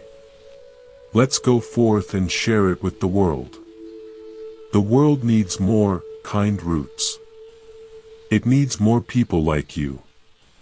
So, keep being you. Keep being real. Keep being at peace. You are doing more good than you will ever know. And with that, let's continue. The journey is long, but the company is good. And every step is a homecoming. Let's walk together, toward the light, toward the peace, and toward the heart of who we really are. It is a beautiful day to be alive. It is a beautiful day to let go. Let's make the most of it. Let's be fully present for every bit of it. The good, the bad, and the everything in between. It's all part of the dance. And we are the dancers. Let's move with the music. Let's flow with the river. Let's be the sky. You are doing great. Keep going. I am with you. The Buddha is with you. The universe is with you. You are exactly where you need to be. And in that knowledge, we find the ultimate peace. The peace that passes all understanding. The peace of the kind roots. Let's just take a moment to breathe it in. Deeply. Fully. Completely. This is your life. This is your moment. And it is beautiful. Stay with this feeling. Let it fill you up. Let it carry you through the next hour, the next day, and the next year. You have everything you need. You are enough. And so it is. The journey continues, and we are ready. Not because we have all the answers, but because we have all the love. And in the end, that is all that matters. Love is the ultimate form of letting go. It is the ultimate form of trust. And it is the only thing that is truly real. So, let's lead with love. Let's live with love. Everything else will follow. The path will unfold. The flowers will bloom. The sun will rise. You are part of the great harmony. And you are doing a beautiful job. Keep your roots kind. Keep your heart open. And keep letting go. The best is yet to come, and it is happening right now. Feel the truth of these words. Let them be a soft blanket for your soul. You are safe. You are home. You are free. And with that peace in our hearts, let's move forward. There is still so much to share, so much to feel, and so much to love. The conversation is just beginning. Let's listen to the silence for a moment. It has so much to tell us. It is the language of the soul. And it is a language that we are all learning to speak together. It is a language of peace. A language of trust. A language of the kind roots. Let's speak it with our lives. Let's speak it with our hearts. This is our gift to the world. And it is the greatest gift we can receive. So, let's keep going. Together. Hand in hand. Heart to heart. The journey is beautiful, and so are you. Never forget that. You are a miracle. And I am so glad to be witnessing it with you today. Let's see what the next moment brings. Whatever it is, it will be a part of the dance. And we will be there for it, with open hearts and open hands. This is the way. This is the truth. And this is the life. Let's live it to the fullest, one breath at a time. The world is bright, and you are part of that brightness. Keep shining. Keep trusting the process even when the road feels a bit bumpy under your feet. There is a story from the days when the Buddha was walking through the kingdom of Kosala, where a group of villagers were trying to build a massive bridge across a wide, turbulent river. They were struggling, shouting at each other, trying to force every wooden beam into place against the powerful current. They were obsessed with the blueprint, and every time the water shifted a log, they would fall into a state of despair and anger. The Buddha stood on the bank and watched them for a while, his presence like a cooling breeze amidst their heat. One of the workers, seeing the calm on the face of the teacher, dropped his hammer and asked how one could remain so still when everything was going wrong. The Buddha pointed to a group of reeds growing just a few feet away. He noted that when the river rose and the current became strong, the reeds did not stand stiff and fight the water. They bowed. They allowed the river to pass over them, and when the flood receded, they stood up once again, taller and stronger than before. The bridge builders were trying to be like the heavy stones, resisting the river until they were eventually washed away. The lesson was not to stop building the bridge, but to build it with the flexibility of the reed, accepting the river as a partner rather than an enemy. When we apply this to our own lives, we see that our river is the constant flow of change. We spend so much energy trying to build rigid structures of certainty in a world that is inherently fluid. We want our health to be a certain way, our bank accounts to reach a certain number, and our reputation to be flawless. When the water of life shifts our plans, we feel broken. But if we can learn to bow, to acknowledge the strength of the current without being defeated by it, we find a new kind of power.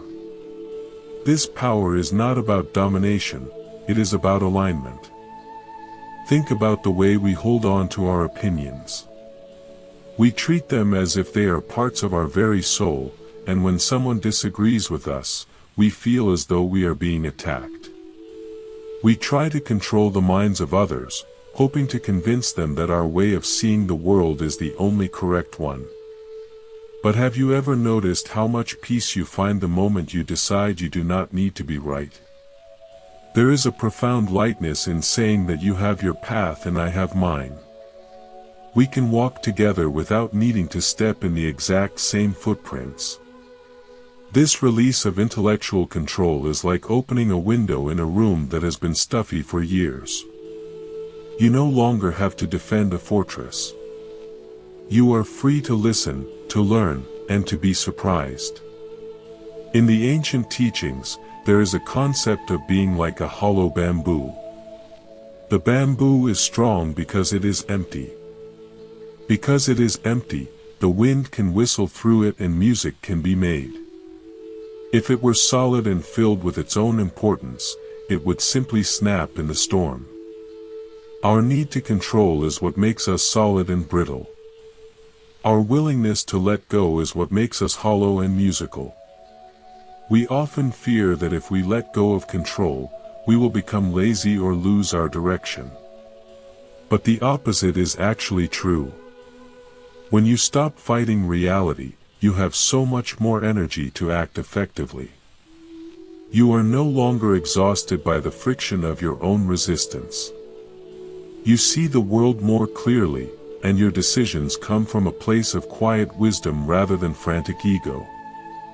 You move like a seasoned sailor who doesn't try to stop the wind, but adjusts the sails to use the wind's power to reach the destination. Consider the nature of your worries. Most of them are about things that have not happened yet, or things that have already passed. We are trying to control a future that is still a dream and a past that is already a ghost. The only thing we can truly influence is the quality of our presence in this very moment. When we anchor ourselves in the now, we realize that most of the control we thought we needed was just an illusion created by a fearful mind. That now is usually quite manageable, even if it is difficult. There was a woman who once came to a meditation grove, her heart heavy with the fear of losing her position in society. She was a person of great influence, but the tides of politics were turning against her. She asked a wise elder how she could keep her power from slipping through her fingers. The elder took her to a nearby pond and asked her to try and grab a handful of water. Every time she clenched her fist, the water escaped. Then he told her to simply place her open palm on the surface. The water stayed there, cool and clear, resting in the hollow of her hand. Power, love, and happiness are like that water. They stay with us when we are open and relaxed, but they vanish the moment we try to squeeze them. By letting go of the need to possess or control, we actually become more deeply connected to the world. We stop being owners and start being participants. There is a great dignity in being a participant in the mystery of life. You are no longer responsible for the entire universe. You are just responsible for your own kindness and your own awareness. This shift in responsibility is a huge relief. You can stop being the judge of everyone else's journey. You can stop worrying about whether your neighbor is doing enough or whether your coworker is being fair. You can focus on your own heart. When your heart is at peace, it acts as a silent invitation for others to find their own peace. You become a stable point in a shifting world. People are drawn to those who do not try to control them, because in that lack of control, there is a profound sense of safety. Think of the relationships that have lasted the longest in your life. They are likely the ones where you feel free to be yourself, where you don't feel managed or manipulated. Why not offer that same gift to everyone you meet? Why not offer it to yourself? We are often our own most demanding bosses, constantly checking our performance and criticizing our failures. What if you treated yourself with the same gentle curiosity you would show to a beautiful, wild bird that landed on your windowsill? You wouldn't try to catch it or tell it how to sing. You would just be glad it was there. The Buddha often spoke about the middle way, which is essentially the path of letting go of extremes. We often swing between trying to control everything and then, when we fail, falling into total despair or apathy. The middle way is to stay engaged with life, to act with intention and care, but to release the attachment to the result. You plant the seed because it is the right thing to do, not because you are demanding that it grows at a certain speed. You offer the help because it is in your nature, not because you are expecting a specific thank you. This aimless way of living is actually the most purposeful. It is living for the sake of living, loving for the sake of loving. It is the end of the transactional life where everything is a calculation of gain and loss. When you stop calculating, you start experiencing. You notice the way the light hits a glass of water, the sound of the rain on the roof, and the warmth of a friend's smile. These small things are the real substance of our lives, but we miss them when we are too busy trying to manage the big things. It takes courage to let go. Our society tells us that we should always be in charge, always moving forward, always winning. To step back and say, "I will let life lead for a while," feels almost like a betrayal of our training. But true bravery is the willingness to be vulnerable, to stay open even when we are afraid. It is the bravery of the flower that opens its petals to the sun, knowing that it might also be rained upon. There is a beautiful ancient poem that speaks of the wind blowing through the pines. The wind doesn't intend to make music, and the pines don't intend to hear it. The music just happens when the two meet without resistance. Our lives can be that music. When our actions meet the circumstances of the world without the noise of our control, something beautiful is born. It is a harmony that we could never have planned with our limited minds. As you walk through the next few hours, try to notice the tightening in your mind. It might happen when someone is late, or when a task takes longer than you expected. In that moment of tightening, just imagine you are loosening a knot. Let the tension go. Remind yourself that you are a reed in the river, not a stone. You have the capacity to bow and the strength to rise again. You are not losing anything by being flexible, you are gaining the entire world. We are so afraid of the word surrender because we think it means losing. But in the spiritual sense, surrender is the ultimate victory. It is the victory over the small, fearful ego that thinks it is alone in the world. When you surrender, you realize that you are supported by the entire universe. You are part of a vast, intelligent process that has been going on for billions of years. You can finally stop trying to hold up the sky and realize that the sky is what is holding you. In the time of the Buddha, there were many who sought him out simply to be in his presence, for his presence was a living example of this total release. He didn't have to say a word for people to feel the burden of their own worries lifting. He was like a mirror that showed them their own original, peaceful nature. We all have that same nature within us. It is just covered up by the dust of our attachments and our needs to control. Every time you choose to let go, you are wiping away a little bit of that dust. You are becoming clearer. You are becoming more yourself. And as you become clearer, you start to see that there was never anything to be afraid of. Even the most difficult parts of life are just part of the dance. They are the shadows that give depth to the light.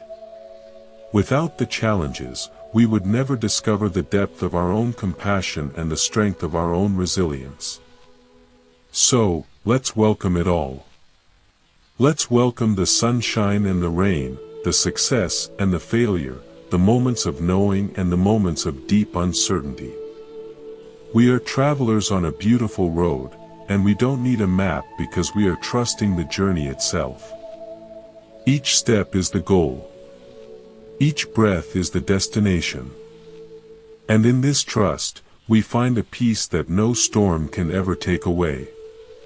We often think that peace is something we will find later, after we have fixed all our problems. But peace is the very tool we use to handle our problems. It is not the end of the road, it is the way we walk the road. When you approach a difficult situation with a heart that has let go of control, you are much more likely to find a creative and kind solution. You are not blinded by your own expectations. You see the situation as it truly is, and you respond with what is actually needed. There was a master who was once asked how he managed to stay so happy despite the many tragedies he had witnessed in his life. He replied that every morning, he looked at his favorite tea cup and told himself, "This cup is already broken." Because he knew the cup would eventually break, he didn't spend his time worrying about it. Instead, he deeply enjoyed every sip of tea he took from it. When the cup finally did break, he wasn't devastated, because he had already accepted its nature. He simply said, "Of course," and moved on to the next moment. This is the secret of living with an open heart. We accept the brokenness of the world, its transience, its unpredictability, its flaws, and in doing so, we are free to love it fully. We don't wait for things to be perfect before we allow ourselves to be happy. We find the happiness in the middle of the imperfection. This is the true meaning of the kind roots. We are rooted in the reality of change, and from those roots, we grow flowers of joy and compassion. As the morning turns into afternoon, let yourself be guided by this quiet joy. Don't look for it in big events. Look for it in the space between your thoughts. Look for it in the way your breath moves in and out of your body. You are a part of the great flow, and there is nowhere else you need to be. You are already home. You are already safe. You are already whole. Let the words of the Buddha resonate in the quiet chambers of your heart. He taught that we are the architects of our own suffering, but we are also the ones who hold the key to our own liberation. The key is simply to stop grabbing. Stop grasping. Open your hands and see what is already there. You might be surprised to find that you have been holding a diamond all along, but you couldn't see it because your fist was closed so tight around it. That diamond is your own awareness. It is your own capacity to be at peace. It is the most valuable thing in existence, and it cannot be bought, sold, or stolen. It is your birthright. All you have to do is claim it by letting go of everything that isn't true. Let go of the stories, the labels, the fears, and the control. What is left is the pure, shining light of your own being. And that light is enough. It is more than enough. It is the light that illuminates the world. When you live from that light, you are a blessing to everyone you meet. You are a reminder that peace is possible, right here and right now. You are a living testament to the power of letting go. There is no need to hurry toward the next moment. This moment is already full. It is already complete. Just be here with me, in this shared space of reflection and calm. We are together on this path, and every step is a celebration. We are learning the most beautiful art in the world, the art of being human without the need to be perfect. And as we continue to breathe and reflect, we feel the tension of the world fading into the background. We are moving into a deeper level of understanding, where words are no longer necessary. We are entering the realm of the heart, where everything is understood through the language of silence and love. This is the place where the kind roots truly take hold. It is a place of infinite patience and endless compassion. It is the place where we realize that there is no other, that we are all parts of the same great heart. When we let go of control over others, we finally see them as ourselves. We feel their pain as our own, and we feel their joy as our own. This is the beginning of true wisdom. It is the wisdom that transcends boundaries and unites all beings. It is the wisdom that the Buddha realized under the Bodhi tree, and it is the same wisdom that is waiting to blossom within you. All it needs is the sunlight of your attention and the water of your kindness. So, let's keep tending our inner gardens. Let's keep pulling the weeds of control and planting the seeds of trust. It is a lifelong practice, but it is the most rewarding one there is. Each day is a new opportunity to start again, to be a little more open, a little more flexible, and a little more at peace. Think of the way a mountain stands. It doesn't move when the clouds pass by. It doesn't complain when the snow falls. It just stays where it is, being a mountain. We can have that same mountain-like stability in our minds. The thoughts and emotions are just the weather. They come and go, but the mountain of our awareness remains. When you are grounded in this stability, the need for control disappears. You are no longer afraid of the storm, because you know that you are the mountain, not the weather. You can watch the lightning and hear the thunder without being shaken. You can enjoy the rainbow when it appears, and you can be at peace when it fades. This is the freedom we are all looking for.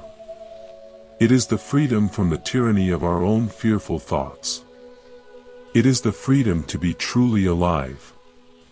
And it is available to you right now, in this very breath.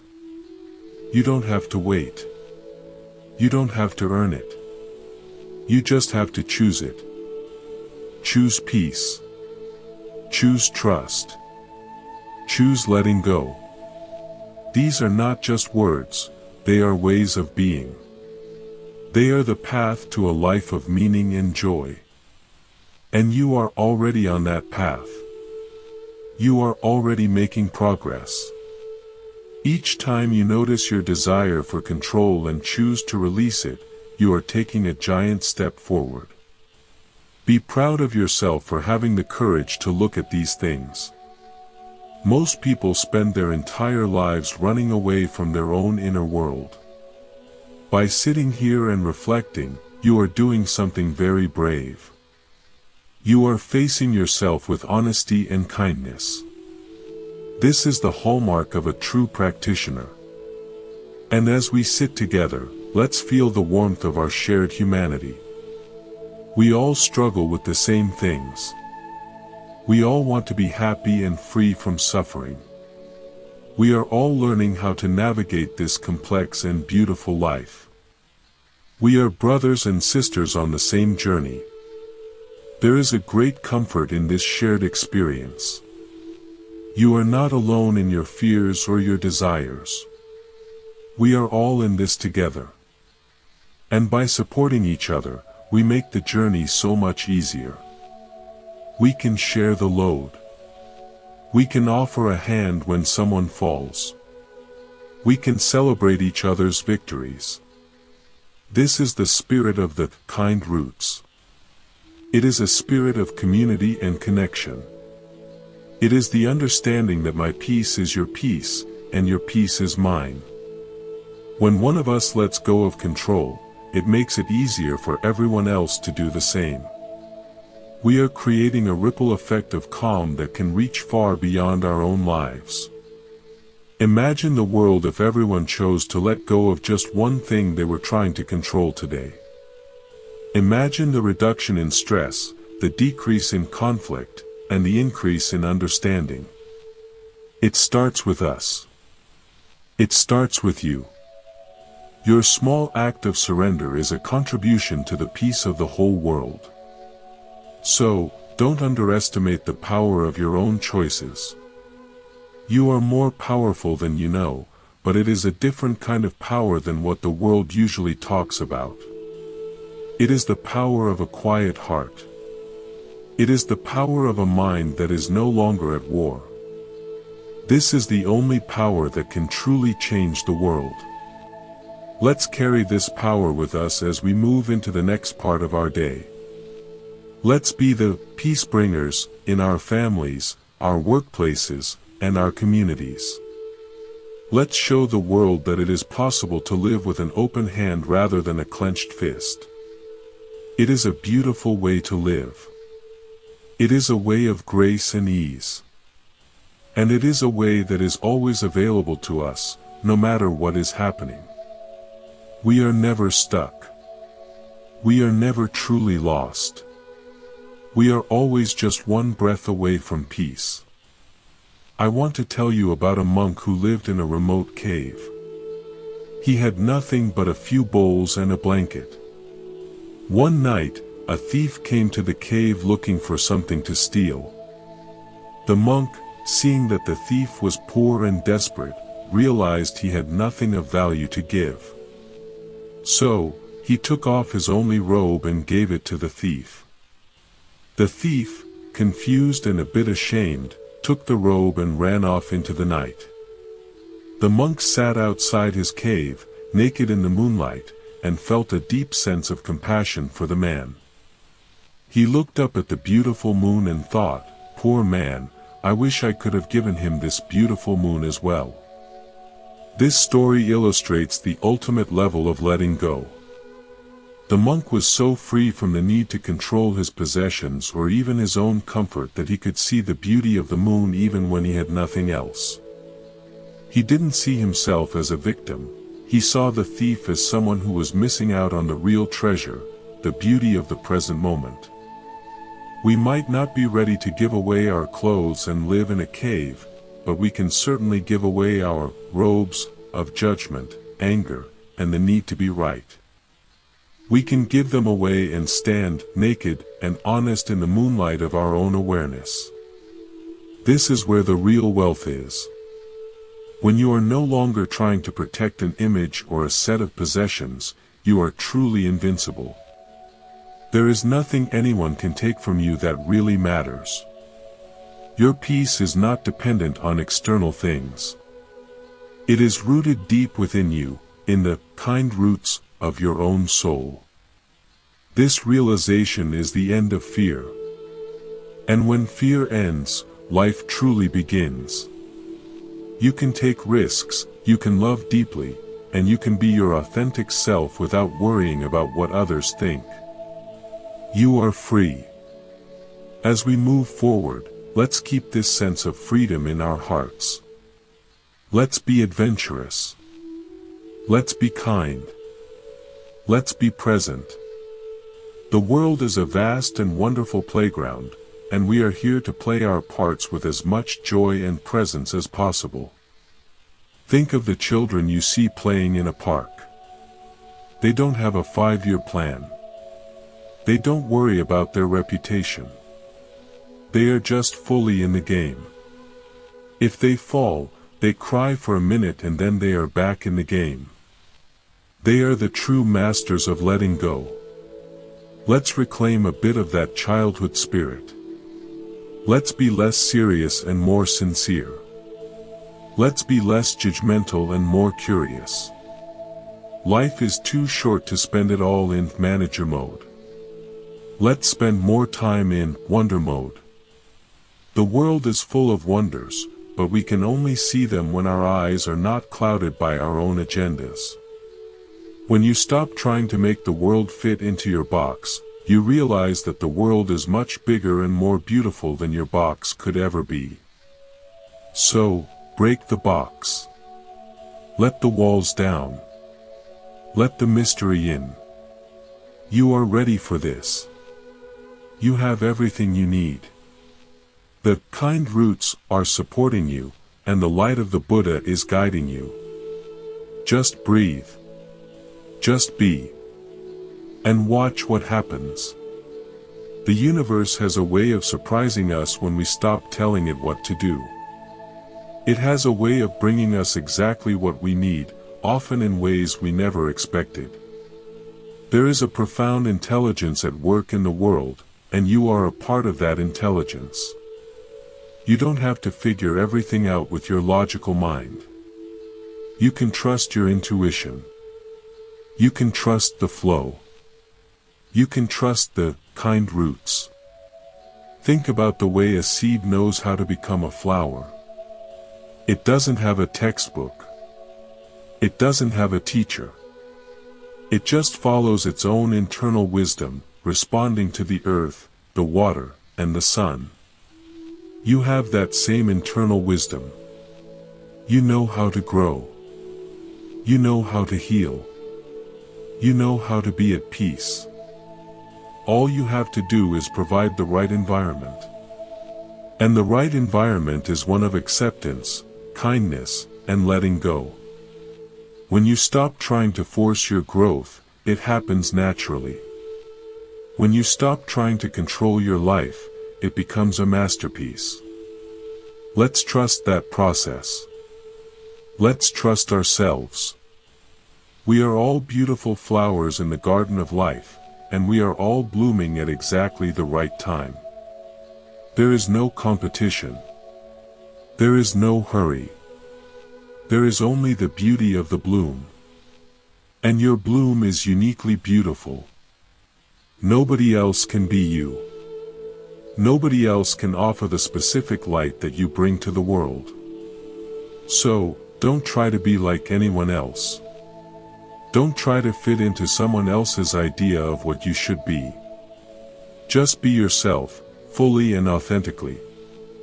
When you are yourself, you are in alignment with the universe. And when you are in alignment, everything becomes easier. You don't have to push. You don't have to struggle. You just have to be. This is the ultimate secret of the kind roots. It is the secret of a life lived in harmony with the way things are. It is the secret of a heart that is at peace.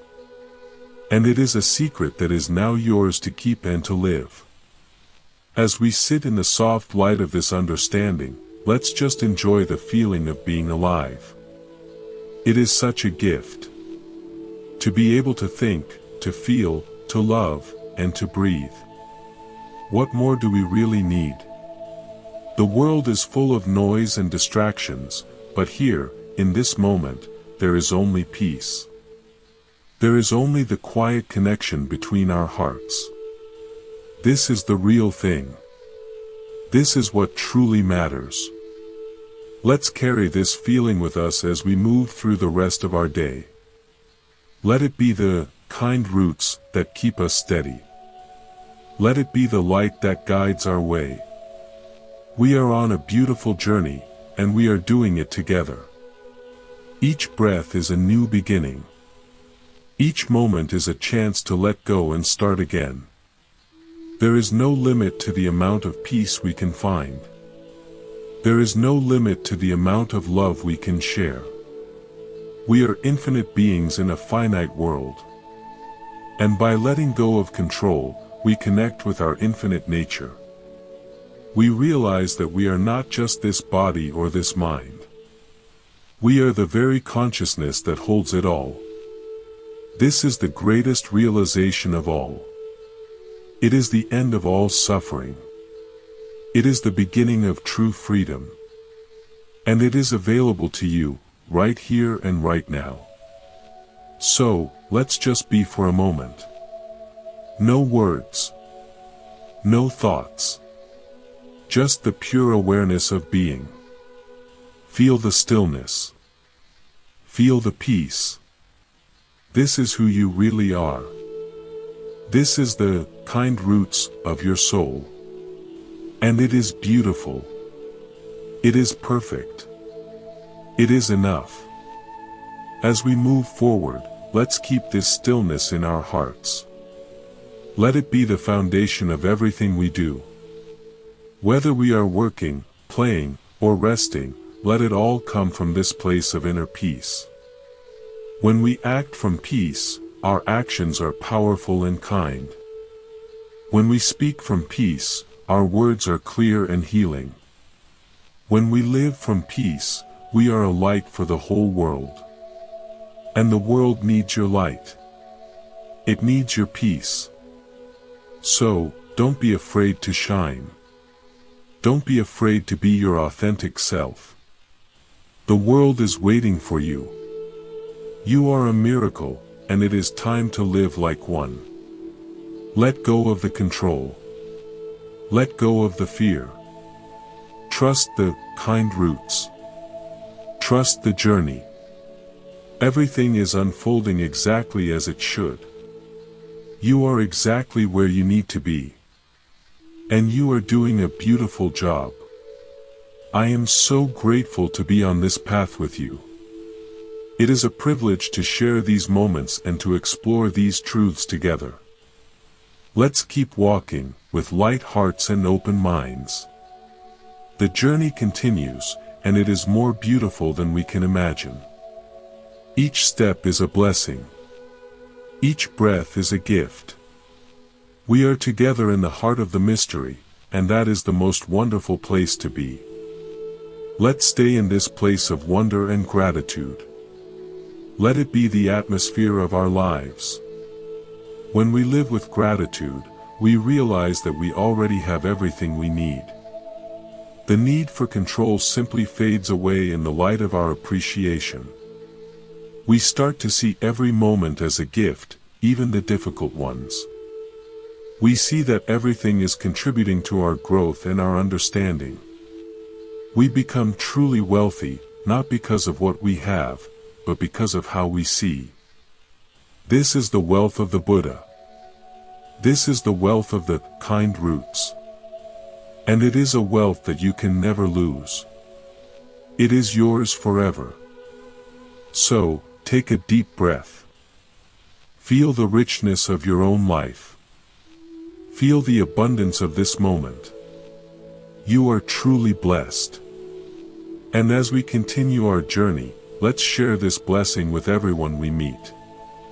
Let's be generous with our kindness, our patience, and our peace.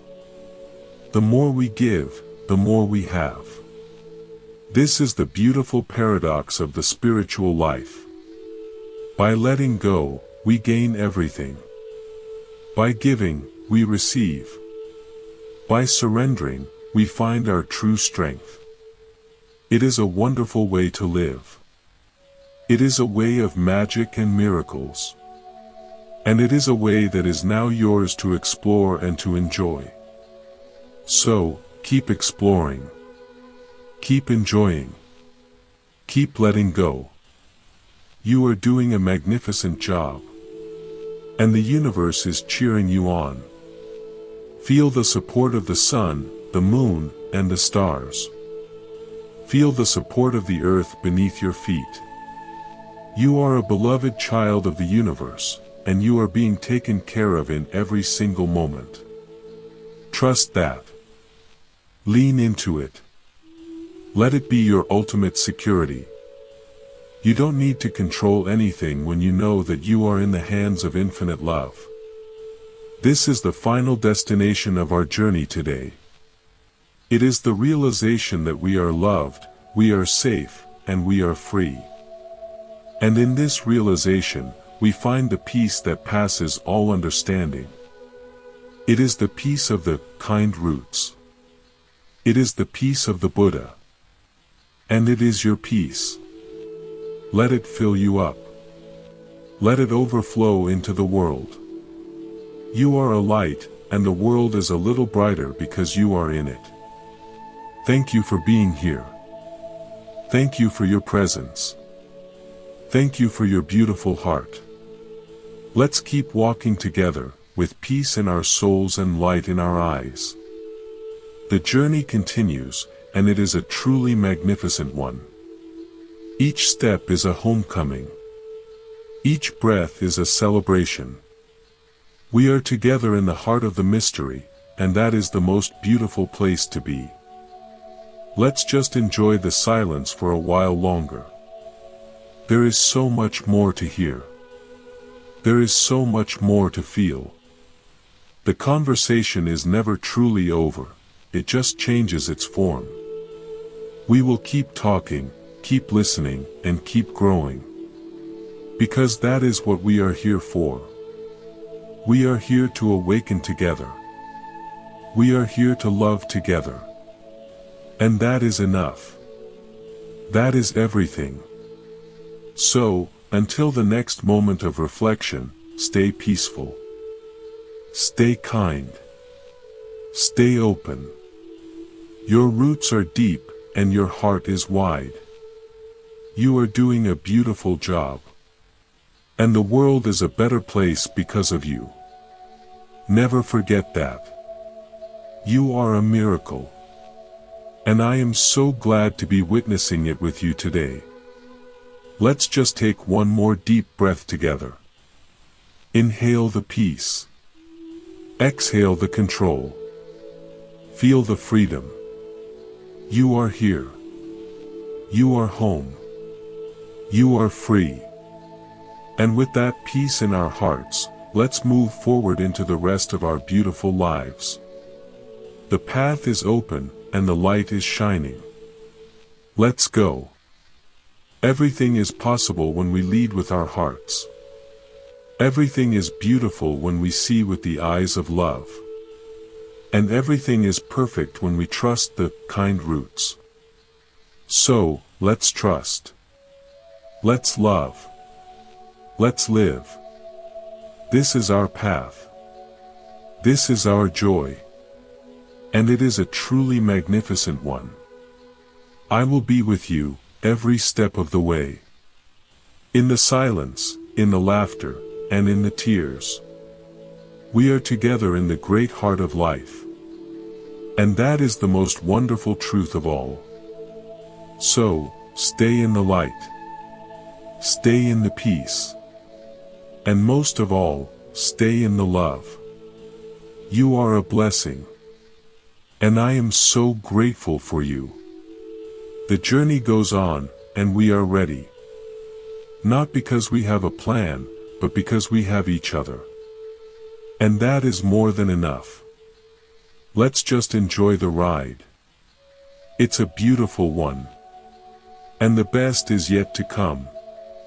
It's happening right now, in this very breath. Trust the flow. Trust the kind roots. Trust the mystery. Everything is exactly as it should be. And you are doing a magnificent job. Keep shining. Keep loving.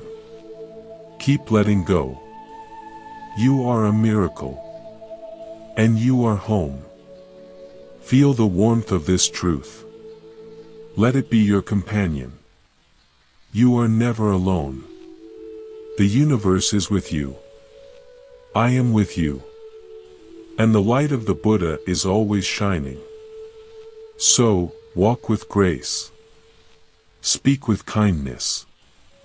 Live with love. This is the way. This is the truth. And this is the life. And it is a beautiful one. Let's keep walking, with peace in our souls and light in our eyes as the path unfolds beneath your feet like a silk ribbon.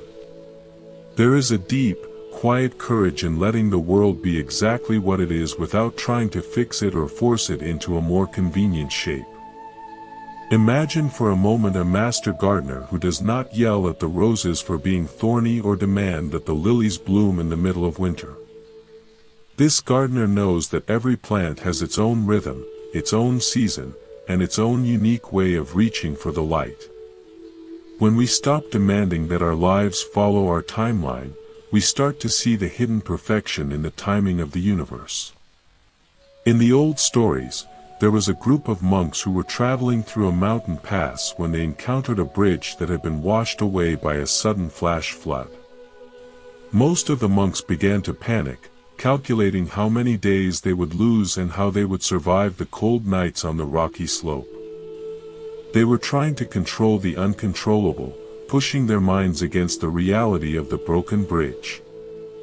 One elderly monk, however, simply sat down on a smooth stone and began to watch the water. When the others asked him why he wasn't worried about the delay, he smiled and noted that the river had just given them an unexpected gift of time. He pointed out that they had been walking so fast to reach their destination that they hadn't noticed the rare blue gentians blooming right at their feet, or the way the mist clung to the peaks like a soft white robe. By letting go of the need to be somewhere else, he turned a disaster into a retreat. The bridge eventually became passable again, but the monks who spent the time worrying arrived at their destination exhausted and bitter, while the elderly monk arrived refreshed and full of stories. We often treat our lives like a race where the only goal is to cross the finish line, forgetting that the finish line is the same for everyone. The true value is in the texture of the journey itself. When you release the steering wheel and let the wind of grace carry you for a while, you realize that you aren't actually losing control, you are gaining a much larger perspective. You are shifting from being a frantic chess player to being the board itself, the space where all the moves happen. There is a certain dignity in being the space. The space doesn't judge the moves. It doesn't care if the piece is black or white, or if the game is winning or losing. It just holds everything with an infinite, silent embrace. This is the nature of the mind we are trying to cultivate. It is a mind that is wide enough to hold a heartbreak and a sunrise at the very same time without being shattered by either. Think about the times you have tried to control the people you love.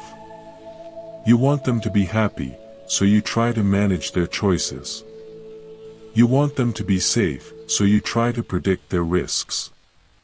But when you do this, you are essentially telling them that you don't trust their own inner light. You are trying to be their sun instead of letting them find their own. When you finally open your hand and give them the freedom to make their own mistakes, you aren't being indifferent, you are being truly compassionate. You are honoring their journey as much as your own. This same principle applies to our own internal world. We try to control our thoughts, pushing away the bad ones and clinging to the good ones. We treat our minds like a classroom full of rowdy children that we must constantly scold. But what if you stopped trying to be the teacher? What if you were just the sunlight streaming through the window? The children will continue to play and shout, but the sunlight remains quiet, warm, and unchanged. It doesn't get involved in the noise.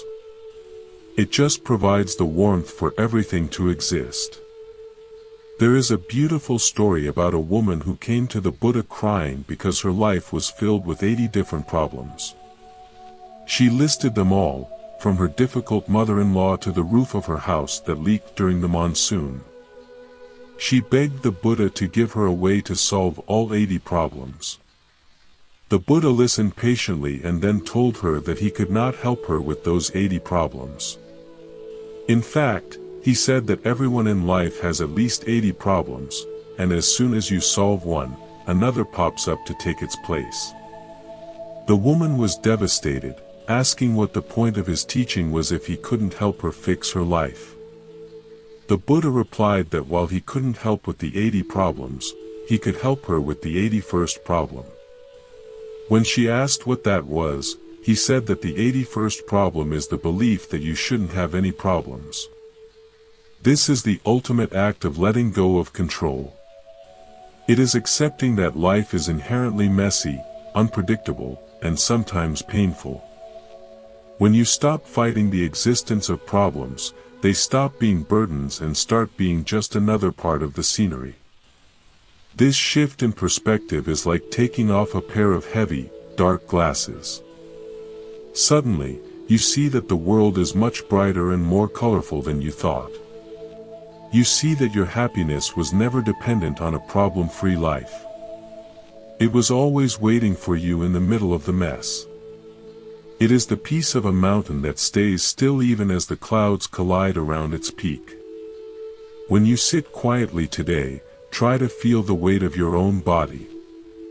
Feel the way the earth supports you without you having to do anything at all. You aren't holding yourself down, gravity is doing that for you. You aren't making your heart beat, it is doing that for you. You are being lived by a force much greater than your own ego. When you lean into this realization, the need to micromanage your destiny starts to feel quite silly. It's like trying to help the ocean make waves by splashing your hands in the water. There is a profound humility in realizing that we are small, but there is an even greater joy in realizing that we are part of something vast. You are a single drop of water, but you are also the entire ocean. When you stop trying to control your individual shape as a drop, you can finally experience the power and depth of the sea. You can flow with the tides and dance with the storms. I remember a young artist who was so afraid of making a mistake that he would spend hours staring at a blank canvas, unable to even make the first stroke. He wanted to control the outcome before he even began. A wise friend told him to go into his garden, pick up a handful of dirt, and throw it at the canvas. The artist was shocked, but he did it. The brown smear on the white surface was imperfect, but it broke the spell of control. He looked at the shape of the mud and saw the outline of a mountain. He began to paint around it, and the resulting work was more powerful and honest than anything he had ever planned. Our lives are that canvas. Sometimes the universe throws a bit of mud at us. We can spend our time trying to scrub it off and return to the perfect, white surface, or we can see it as the beginning of a new masterpiece. The mud is not an error, it is an invitation to play. It is a reminder that we are co-creators with life, not the sole dictators of it. When you release the need to be certain, you find a much deeper kind of security. It is the security of the bird that doesn't worry about the branch breaking, because its trust is not in the branch, but in its own wings. Your wings are your capacity to be present, to be kind, and to be resilient. These are qualities that no external event can take away from you. You can lose your job, your house, or your reputation, but you can never lose your ability to meet the moment with a quiet heart. This is the real meaning of the kind roots. They aren't roots that hold you in one place forever. They are roots that go so deep into the truth of existence that you can bend and sway without ever being uprooted. You are stable not because the world is still, but because you have found the stillness within yourself. This stillness is not the absence of movement, it is the center of the movement. It is the eye of the hurricane. Think of the way a musician plays an instrument. They don't grip the strings with everything they have. They touch them with just enough pressure to create the sound. If they were too tight, the music would be harsh and strained. If they were too loose, there would be no sound at all. Letting go of control is finding that perfect tension in life. It is doing your best while knowing that the ultimate result is not in your hands. It is the grace of the effort and the peace of the surrender. There was once a king who was obsessed with finding the secret to a peaceful life. He offered a great reward to anyone who could paint a picture of perfect peace. Many artists brought their works. Some painted quiet lakes, others painted sleeping babies or sunny meadows. But the king chose a painting of a thundering waterfall during a storm. In the middle of the painting, on a small branch hanging over the roaring water, a tiny bird was sitting in its nest, sleeping soundly. The king explained that true peace is not the absence of noise or trouble, it is being able to be calm in the very midst of it. The bird didn't try to stop the waterfall or the storm. It just knew that its nest was secure and that it was part of the scene. We are that bird, and the world is that waterfall. We don't have to wait for the water to stop falling before we can rest. We can rest right now, right here, in the middle of the roar. By letting go of the need to control the noise, you find the music. You start to hear the harmony that underlies everything. You see that even the difficult people and the challenging situations are playing a part in the great symphony. You don't have to like every note to appreciate the beauty of the song. You just have to listen with an open heart. And as you listen, you realize that you are not just a listener, you are a note yourself. Your kindness, your presence, and your willingness to let go are your contribution to the harmony. When you are at peace, you make it easier for everyone around you to find their own peace. Your lack of resistance acts as a mirror, showing others that they don't have to fight so hard either. Imagine the relief of a friend who comes to you with a problem, expecting you to judge them or tell them what to do, only to find that you simply listen and hold space for them. Your lack of control is the greatest gift you can give. It allows them to find their own answers. It allows them to feel seen and heard for who they truly are, not for who you want them to be. This is the way of the Buddha. He didn't go around trying to manage the world. He just sat in his own truth and allowed the world to come to him. He was a refuge because he wasn't trying to change anyone. He was just being the sunlight. Some people bloomed, and some stayed as they were. He loved them all equally. Can you offer yourself that same unconditional love today? Can you look at your own flaws and your own mud and say that it is okay? You don't have to fix yourself to be worthy of peace. You are already worthy. The peace is not at the end of the self-improvement project, it is what makes the project unnecessary. You are a miracle in this very moment, with all your imperfections and your uncertainties. Let the tension in your shoulders melt away. Let your breath find its own rhythm. You are doing a wonderful job. The world is in good hands, and so are you. There is a deep, quiet joy in this realization, a joy that doesn't need a reason to exist. It is the joy of simply being. As the light changes and the day unfolds, keep this sense of luminous openness with you. Don't let the small worries crowd out the big truth. You are the sky, and the worries are just clouds. Let them drift by. They don't define you, and they can't touch your essential nature. You are a traveler on a beautiful, mysterious road. You don't need to know what's around the next corner to enjoy the step you are taking right now. Trust the road. Trust your feet. Trust the kind roots that hold you steady. Everything is unfolding exactly as it should, and you are a vital part of it all. Keep breathing. Keep smiling at the absurdity of our human desire to be in charge. And most of all, keep being the kind, beautiful, and peaceful being that you are. The world is a better place because you are in it, and your peace is a gift to us all. As we move together through the upcoming moments, let's look at how we can bring this spirit of letting go into our smallest daily actions. How we wash the dishes, how we speak to the person at the grocery store, and how we handle a minor disappointment. Every moment is an opportunity to choose trust over control. Every moment is a chance to find that nest in the middle of the waterfall. You are stronger than you know, and you are more supported than you can imagine. There is a great, silent love that is always surrounding you, holding you in its embrace. When you let go of the need to manage your life, you finally feel that love. You realize that you were never alone, and you were never in charge. You were always just a beautiful, precious part of the whole.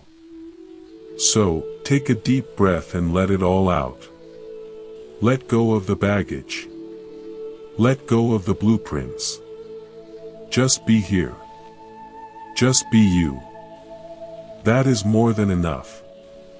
It is everything. The ancient masters used to say that the way to find the path is to stop seeking it. When you stop looking for the right way to live, you realize that you are already living it. Your life is the path. Your challenges are the path. Your joy is the path. There is no separation between you and the way. This is such a liberating thought. It means you can stop trying to be spiritual and just be natural. You can stop trying to be perfect and just be honest. The truth of who you are is far more beautiful than any image you could ever create through control. So, show us your truth. Show us your heart. Be the person who can laugh at their own mistakes and find beauty in a rainy day. Be the person who doesn't need to be the driver all the time.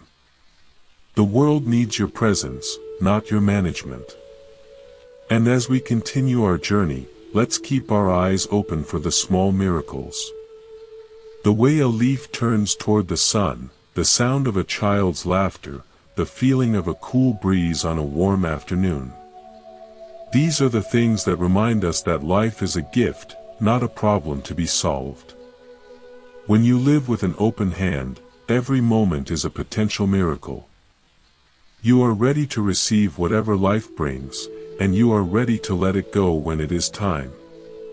This is the ultimate freedom. It is the freedom of the heart that has found its home in the kind roots. So, stay in that home. Stay in that peace. You are doing a magnificent job. The journey is long, but it is filled with light. And we are walking it together, one breath at a time. Think of the way a river carves a canyon. It doesn't do it through force or aggression. It does it through persistence and the willingness to follow the path of least resistance. It flows where the ground is soft, and it stays patient where the ground is hard. Eventually, even the hardest rock gives way to the gentle, constant flow of the water. Your life can be like that river. Your gentleness is your strength. Your patience is your power.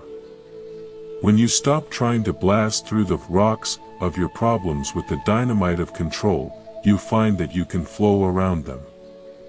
And in the long run, your flow is much more transformative than any force could ever be. You are shaping your world through the quality of your presence. You are creating a canyon of peace that others can find shelter in.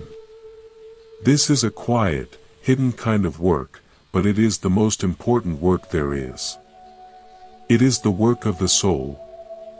So, don't worry if you don't see immediate results. The river doesn't see the canyon being formed in a single day. But it keeps flowing, trusting its own nature. Trust your own nature. Trust the kind roots that are being nourished by your awareness. Everything is working out. Even the parts that feel like they are falling apart are actually falling into place. You just have to wait for the whole picture to emerge. And in the meantime, you can enjoy the feeling of the water moving past you. You are a miracle. You are a blessing. And you are doing exactly what you are supposed to be doing. Rest in that knowledge. Breathe in the truth of it. You are safe. You are loved. And you are free. The journey continues, and it is more beautiful than we can imagine. Every step is a discovery. Every breath is a homecoming. We are together in the heart of the mystery, and that is the most wonderful place to be. Let's just be for a while. No destination. No agenda. Just the quiet joy of being alive and being together. This is the real treasure. This is the kind roots way. And as we sit in this peace, let's feel the connection to all beings. We are all searching for the same thing, and we are all finding it in our own way. Your peace is my peace, and mine is yours. We are one great heart, beating together in the silence of the universe. What a beautiful thought to carry with us as we move into the next part of our day. We are never alone. We are always supported. And we are always home. So, keep walking with light. Keep living with love. And keep letting go of the need to be the manager. You have a much better job, being the witness to the miracle of your own life. Enjoy the view. It's spectacular. And remember, if you feel yourself tightening up, just imagine that elderly monk on the smooth stone. Smile at the broken bridge of your plans and look at the flowers instead. The way out is always through the now. You are doing great. I am so glad to be on this path with you. Let's keep moving, with soft hearts and open minds. The best is yet to come, and it is happening right now, in this very breath that enters your lungs like a quiet blessing from the world around you. This constant exchange of air is the most basic form of surrender, for you cannot hold your breath forever without hurting yourself. You must let it go to receive the new, just as you must let go of yesterday's worries to receive the freshness of today. There is a story from the time of the Buddha about a man who was obsessed with the idea of certainty. He spent his days trying to calculate the exact risk of every action, refusing to leave his house if the stars were not aligned or if the wind blew from the wrong direction. He was a prisoner of his own need to be safe, yet he felt more anxious than anyone else in the village. One day, he saw a group of children playing with paper boats in a small stream. The boats were fragile and easily swept away by the current or crushed by the small ripples. The children did not cry when a boat sank, they simply laughed and folded another one. They were not invested in the survival of the boat, but in the joy of the water. The man realized that he had been spending his whole life trying to build a stone fortress in a world made of water. He walked to the riverbank and, for the first time in years, he simply sat and watched the flow without trying to predict where it would go. He felt a sudden, profound lightness, as if a heavy iron cloak had been lifted from his shoulders.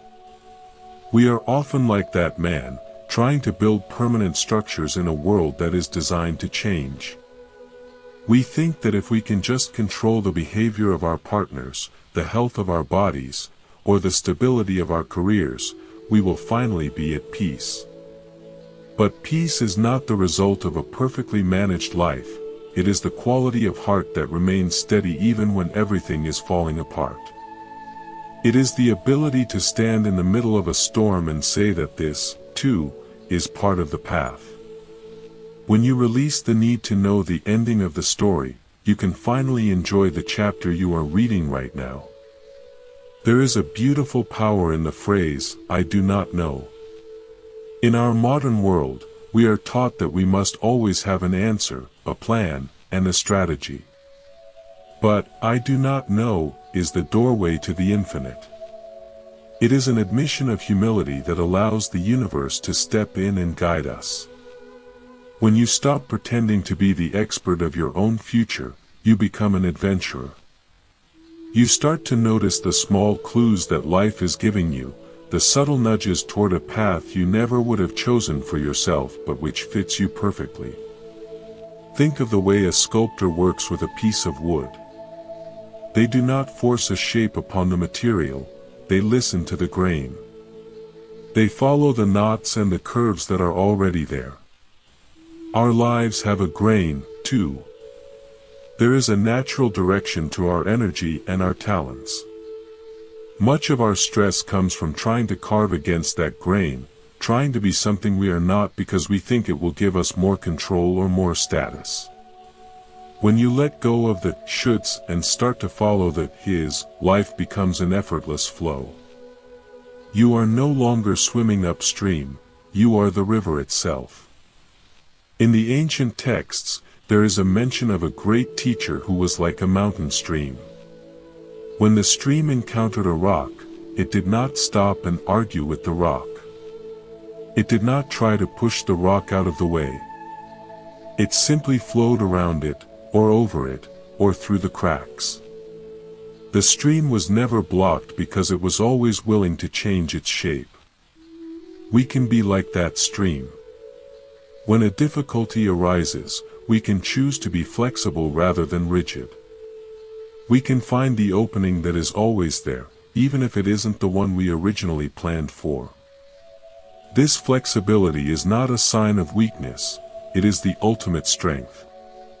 It is the strength of the water that eventually wears down the hardest stone. It is the strength of the heart that remains open even after being hurt. When you let go of the need to protect yourself through control, you find a much deeper kind of protection. You find that your essential self cannot be harmed by the ups and downs of life. You are like the deep ocean that remains cool and dark and still, no matter how many whitecaps are dancing on the surface. I remember a story of a woman who was a very successful gardener. Her yard was the envy of the entire neighborhood, with every flower perfectly pruned and every blade of grass exactly the same height. One night, a heavy storm blew through and destroyed her most precious roses. She spent the next morning in tears, trying to prop up the broken stems and cursing the wind. Her neighbor, an old man who spent most of his time just sitting on his porch, walked over and gave her a small packet of wildflower seeds. He told her that the roses were beautiful, but they were also very demanding and fragile. The wildflowers, however, loved the wind and the rain. They grew wherever they landed and didn't need anyone to tell them where to bloom. The woman realized that her garden had become a source of stress rather than a source of joy because she was trying to be its master. She scattered the wildflower seeds among the broken roses. By the next season, her garden was a riot of color and life that she didn't have to manage at all. It was wild, unpredictable, and more beautiful than it had ever been. Our lives are that garden. We try to grow roses of perfect outcomes, and we feel devastated when the storms of life break them. But if we can learn to plant wildflowers of trust and acceptance, we find that our lives can bloom in ways we never imagined. The beauty is in the wildness. The beauty is in the fact that we don't have to do it all. We can let the universe be the gardener for a while. We can trust that even the storms are bringing the water that the seeds need to grow. When you feel that familiar tightening in your chest, that urge to fix a situation or change a person, take a moment to look at your hands. Are they clenched in a fist, or are they open? A fist can hold nothing, but an open hand can receive everything. Practice opening your hands, literally and metaphorically. Let the situation be what it is. Let the person be who they are.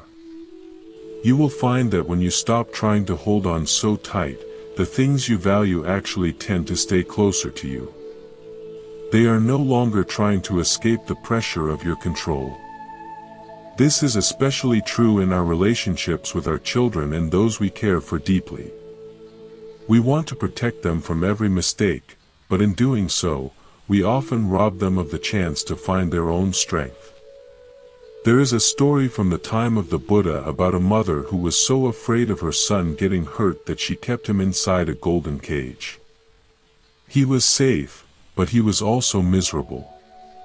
The Buddha advised her to open the cage, noting that a bird's true safety is not in the bars, but in the strength of its wings. By letting go of the control over his safety, she gave him the gift of his own life. We must do the same for ourselves. Our true safety is not in the cage of our plans and our certainties. It is in our ability to meet whatever comes with a steady heart and a clear mind. When you trust your own wings, you are no longer afraid of the heights or the wind. You can fly with a sense of freedom that is impossible for someone who is always looking for a place to land. This freedom is the natural state of the soul when it is no longer weighed down by the baggage of control. Think of the energy it takes to maintain an image of ourselves. We want to be seen as successful, smart, or always happy. We edit our words and our actions to fit this image, constantly checking to see how others are reacting. It is like trying to hold a heavy mask in front of our faces all day long. No wonder we feel so exhausted. When you let go of the need to control your reputation, you can finally put the mask down. You can be the person who makes mistakes, the person who doesn't know the answer, the person who is simply human. And the wonderful thing is that people are much more drawn to the human than to the mask. Authenticity has a warmth that perfection can never touch. When you are honest about your struggles and your uncertainties, you give others permission to be honest about theirs. You create a space of real connection, which is what we were all looking for anyway. Control creates distance, but surrender creates intimacy. By letting go of the need to be perfect, you become truly lovable. There is a quiet joy in being unimportant. When you stop trying to be the center of the universe, you can finally appreciate the rest of the universe. You can see the beauty in the moss on a stone, the way light filters through a glass of water, or the sound of distant traffic. These things are not distractions from your important life, they are the texture of life itself. When you release the need to be the main character in every story, you find that the world is a much richer and more interesting place than you thought. In the practice of the kind roots, we are not trying to reach a state where we never feel the urge to control. That is almost impossible for a human being. Instead, we are trying to create a bit of space between the urge and the action. We notice the impulse to manage, we feel the tension in our bodies, and we just sit with it. We don't have to follow the impulse. We can watch it rise like a wave and then watch it break on the shore of our awareness. The more we do this, the less power the urge has over us. We become the shore, not the wave. There was once a great archer who was famous for never missing his target. He was so controlled and so precise that people traveled from far away to watch him. One day, a simple woodcutter saw him and laughed. The woodcutter took a bottle of oil and a small coin with a hole in the middle. He placed the coin over the mouth of another empty bottle and began to pour the oil through the hole. He didn't spill a single drop.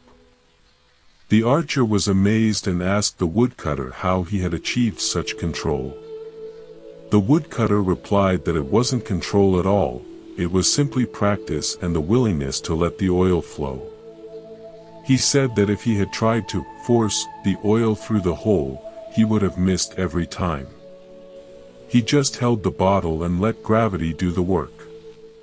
The archer realized that his own skill was a form of tension, while the woodcutter's skill was a form of relaxation. True mastery is the ability to act without the interference of the manager in our heads. You can bring this same quality to your daily life. Whether you are cooking a meal, writing a report, or talking to a friend, see if you can do it with that sense of flowing oil. Do the work, but let go of the tension. Trust that your hands know what to do and your heart knows what to say. When you stop trying to make it happen, it often happens much better on its own. You find that you are in a state of flow where time seems to disappear and everything feels effortless. This state of flow is where the Buddha lived. He moved through the world with a perfect, relaxed attention. He met every situation with a fresh mind, unburdened by past expectations or future fears. He was like a clear mirror that reflected whatever was in front of it without being changed by the image. We can all experience moments of this mirror-like clarity. It happens every time we truly let go of our agendas and just show up for the moment. It takes a great deal of patience to live this way. We are used to fast results and clear outcomes. The kind roots way is slower and more subtle. It is the path of the gardener, not the factory worker. You cannot force a tree to grow faster by pulling on its branches. You can only provide the right conditions and then wait. But the beauty of this waiting is that it is not a passive thing. It is a deep, active listening. You are staying present with the process, honoring the mystery of how things unfold. Think of the seeds that stay underground during the winter. To an outside observer, it looks like nothing is happening. The earth is cold and hard. But inside the seed, a tremendous transformation is taking place. It is preparing for the spring. Our periods of uncertainty and not knowing are often our most productive times, even if they don't feel like it. They are the times when our roots are going deeper, when we are developing the resilience we will need for the next season of our lives. When you find yourself in a winter period, don't try to force the spring. Don't try to control the timeline of your own healing or your own growth. Just be the seed. Trust that the earth is holding you and that the sun will eventually return. Your only job is to stay alive and stay open. This quiet persistence is the highest form of faith. It is the faith that life knows what it is doing, even when we don't.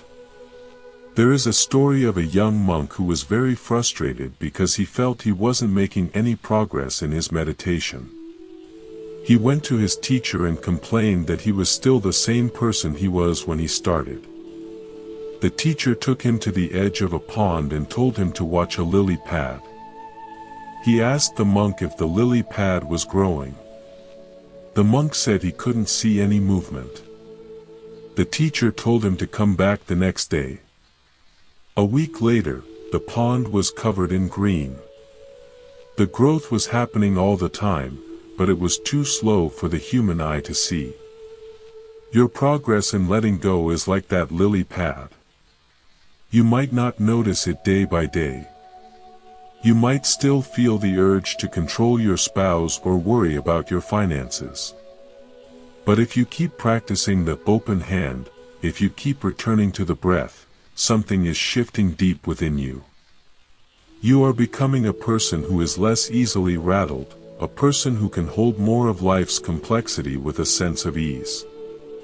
One day you will look back and realize that the things that used to cause you so much stress no longer have a grip on you. This is the real miracle. It isn't that our problems go away, it's that we grow bigger than our problems. We develop a spaciousness that can hold the difficulty without being defined by it. We realize that we are the sky, and the problems are just the weather. The weather changes, but the sky remains. This realization is the ultimate source of peace. It allows us to be in the world without being of the world, to participate fully in the drama of life while knowing that our true home is in the silence. As you move through your day, try to be a bit more curious about your own resistance. When you find yourself wanting to control a situation, ask yourself what you are afraid would happen if you let go. Usually, the fear is that things will fall apart or that we will be seen as failures. Look closely at that fear. Is it really true? Have there been times in your past when things fell apart and you ended up in a better place? Have there been times when your failures were actually the best things that ever happened to you? When we look back at our lives, we often see that the moments we tried hardest to control were the ones that caused us the most pain. And the moments where we were forced to surrender were the ones that led to the most growth. Why not start surrendering by choice rather than by force? Why not trust the process before the storm hits? This is what it means to live with kind roots. It is a proactive peace, a way of being that is grounded in the wisdom of the heart. Imagine a life where you didn't feel the need to defend yourself, to prove yourself, or to manage everyone around you. Imagine the amount of energy you would have. You could use that energy to create, to love, and to truly see the beauty of the world. You could be the person who notices the color of the sunset, the smell of the rain, and the kindness in a stranger's eyes. You would be truly wealthy, regardless of how much money you have in the bank. This wealth is available to you right now. It doesn't require a special meditation cushion or a trip to a faraway temple. It only requires a willingness to open your hands and let go of the reins for a moment. Trust the horse. It knows the way home. Trust your life. It knows how to unfold. You are a passenger on a magnificent journey, and the view is spectacular if you stop trying to drive the car from the back seat. Let yourself be surprised today. If something doesn't go according to plan, look for the hidden gift in the detour. If someone says something you don't like, look for the suffering that is driving their words. If you feel a sense of failure, look for the lesson that is trying to reach you. Everything is an invitation to deepen your trust. Everything is a part of the kind roots practice. There is a profound beauty in a life that is lived with an open heart. It is a life that is radiant, flexible, and deeply peaceful. It is the life that the Buddha lived and the life that he wanted for all of us. He didn't want us to be perfect, he wanted us to be free. And freedom is nothing more than the absence of the need to control. When you are free, you can love without attachment, work without stress, and live without fear. You become a light for everyone you meet, a reminder that it is possible to be okay in a world that is constantly changing. Your peace is a gift to the world, more valuable than any material possession. And it all starts with the simple act of letting go. So, take a deep breath. Feel the air moving in and out of your body. This is life. This is the miracle. Everything else is just details. Let the details take care of themselves for a while. You just focus on the breathing. Focus on the being. Focus on the kindness. You are exactly where you need to be, and you are doing exactly what you need to do. The kind roots are holding you steady. The light of the Buddha is guiding your way. And the universe is conspiring in your favor, even when it doesn't look like it. Trust the process. Trust the flow. Trust yourself. You are a beautiful part of the whole, and your peace is the most important thing in the world. As the day continues, let this feeling of spaciousness expand within you. Let it touch every part of your life. Let it soften your words and calm your mind. You are learning the most important lesson there is, the lesson of how to be truly alive. And it is a lesson that you are learning beautifully. Each moment of surrender is a victory. Each breath of trust is a prayer. You are building a life of meaning and joy, one open hand at a time. And the world is a better place because of it. Thank you for your courage. Thank you for your heart. Thank you for being here. We are all in this together, walking each other home. And the path is filled with light. Let's keep moving, with peace in our souls and trust in our steps. The journey is the destination, and it is a truly magnificent one. Think of the way the moon reflects in 1,000 different puddles of water. The moon doesn't try to be in all those places, it just shines, and the water does the rest. Your peace can be like that moon. If you stay centered in your own light, you will be reflected in everyone you meet. You don't have to try to be peaceful for them, your own inner state will naturally influence the world around you. This is the most effective form of leadership and the most profound form of service. When you stop trying to manage the puddles, you can focus on being the moon. You can focus on your own clarity and your own warmth. This is not being selfish, it is being truly helpful. A person who is at peace provides a space where others can also find peace. You become a sanctuary in a busy world. People will come to you not because you have all the answers, but because being near you makes them feel more like themselves. This is the power of the kind roots. It is a quiet, steady presence that doesn't need to shout to be heard. It is the power of the earth, the power of the silence, and the power of the heart. It is a power that is now yours to live. And as you live it, you will find that your life becomes a masterpiece of grace and ease. So, let the masterpiece unfold. Don't try to paint it, let it paint you. Be the canvas, be the brush, and be the light. The universe is the artist, and it is creating something beautiful through you. Just stay open. Just stay present. Just let go. Everything is possible when we lead with our hearts. Everything is beautiful when we see with the eyes of love. And everything is perfect when we trust the flow of life. This is our path. This is our joy. And it is a truly magnificent one. I am so grateful to be walking this path with you. It is a privilege to share these thoughts and to explore these truths together. Let's keep moving, with light hearts and open minds. The journey continues, and it is more beautiful than we can imagine. Each step is a blessing. Each breath is a gift. We are together in the heart of the mystery, and that is the most wonderful place to be. Let's stay in this place of wonder and gratitude.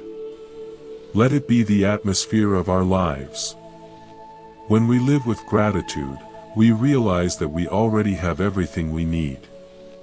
The need for control simply fades away in the light of our appreciation. We start to see every moment as a gift, even the difficult ones. We see that everything is contributing to our growth and our understanding. We become truly wealthy, not because of what we have, but because of how we see. This is the wealth of the Buddha, the wealth of the kind roots, and it is yours forever. So, take a deep breath.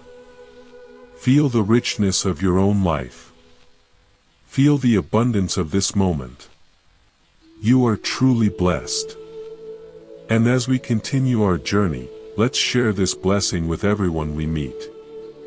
Let's be generous with our kindness, our patience, and our peace. The more we give, the more we have. This is the beautiful paradox of the spiritual life. By letting go, we gain everything. By giving, we receive. By surrendering, we find our true strength. It is a wonderful way to live, a way of magic and miracles. And it is a way that is now yours to explore and to enjoy. Keep exploring. Keep enjoying. Keep letting go. You are doing a magnificent job, and the universe is cheering you on. Feel the support of the sun, the moon, and the stars. Feel the support of the earth beneath your feet. You are a beloved child of the universe, and you are being taken care of in every single moment. Trust that. Lean into it. Let it be your ultimate security. You don't need to control anything when you know that you are in the hands of infinite love. This is the destination of our journey today, the realization that we are loved, we are safe, and we are free. And in this realization, we find the peace that passes all understanding. It is the peace of the kind roots, the peace of the Buddha, and it is your peace. Let it fill you up. Let it overflow into the world. You are a light, and the world is a little brighter because you are in it. Thank you for being here. Thank you for your presence. Thank you for your beautiful heart. Let's keep walking together, with peace in our souls and light in our eyes. The journey continues, and it is a truly magnificent one. Each step is a homecoming, each breath is a celebration. We are together in the heart of the mystery, and that is the most wonderful place to be. Let's just enjoy the silence for a while longer. There is so much more to hear, so much more to feel. The conversation is never truly over, it just changes its form. We will keep talking, keep listening, and keep growing, because that is what we are here for. We are here to awaken together. We are here to love together. And that is enough.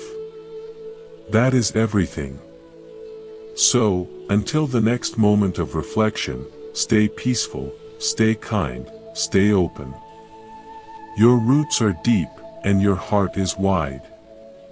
You are doing a beautiful job, and the world is a better place because of you. Never forget that you are a miracle. I am so glad to be witnessing it with you today. Let's just take one more deep breath together. Inhale the peace. Exhale the control. Feel the freedom. You are here. You are home. You are free.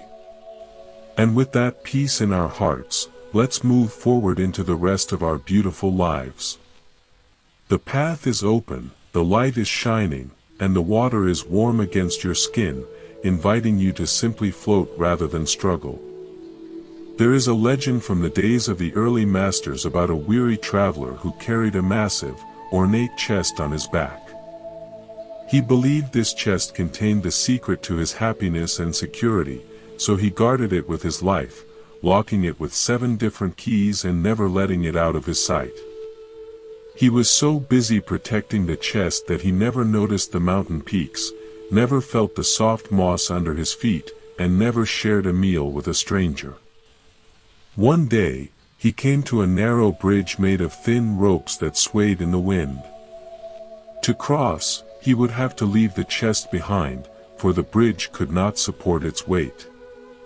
He stood at the edge for hours, sweating and trembling, caught between his fear of losing his treasure and his desire to reach the other side. Finally, out of sheer exhaustion, he let the strap slide from his shoulders. As the chest fell into the abyss, it shattered, and out came nothing but heavy, common stones. The man began to laugh, not because he was happy to be poor, but because he realized he had been carrying a burden of his own making. The weight was not in the stones, but in his attachment to them. We often carry our own chests of stones, labeling them as important responsibilities, necessary worries, or vital plans. We think that if we drop them, we will be empty, but emptiness is actually the space where freedom lives. When your hands are empty, you can finally reach out and touch the world. You can feel the texture of the bark on a tree, the warmth of a hand, and the coolness of the rain. By letting go of the need to carry everything, you realize that you are being carried. Think of the way you try to control the passage of time. We want the happy moments to last forever and the difficult ones to vanish instantly. We are like children trying to hold back the tide with a plastic shovel. But time is not an enemy to be managed, it is a river to be experienced. When you stop fighting the clock, you find that there is a timeless quality to the present moment. In the now, there is no past to regret and no future to fear. There is only the breath, the light, and the quiet presence of your own heart. There was once a king who asked the Buddha how to handle the heavy burden of ruling a nation. He felt that every decision was a matter of life and death, and the weight of the crown was crushing his spirit. The Buddha did not tell him to stop being a king. Instead, he told him to be like a great tree. A tree provides shade for everyone, from the saint to the criminal, without judgment and without trying to control who sits beneath its branches.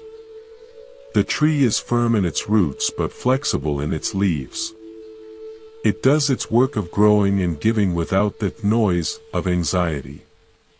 The king realized that his suffering came from his desire to control the outcomes of his decisions, rather than simply making the best decision he could in the moment and letting the rest go. He learned to rule with a lighter heart, trusting that the people and the seasons would find their own way. We can all be kings and queens of our own lives in this way. We can do our work, care for our families, and contribute to our communities without the extra layer of mental torture that comes from wanting everything to be perfect. Perfection is a static, dead thing, but life is dynamic and messy. When you embrace the messiness, you become truly alive. You allow yourself to be surprised. You allow yourself to fail and get back up.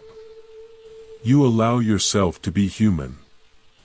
There is so much beauty in our flaws, for they are the places where our unique light shines through.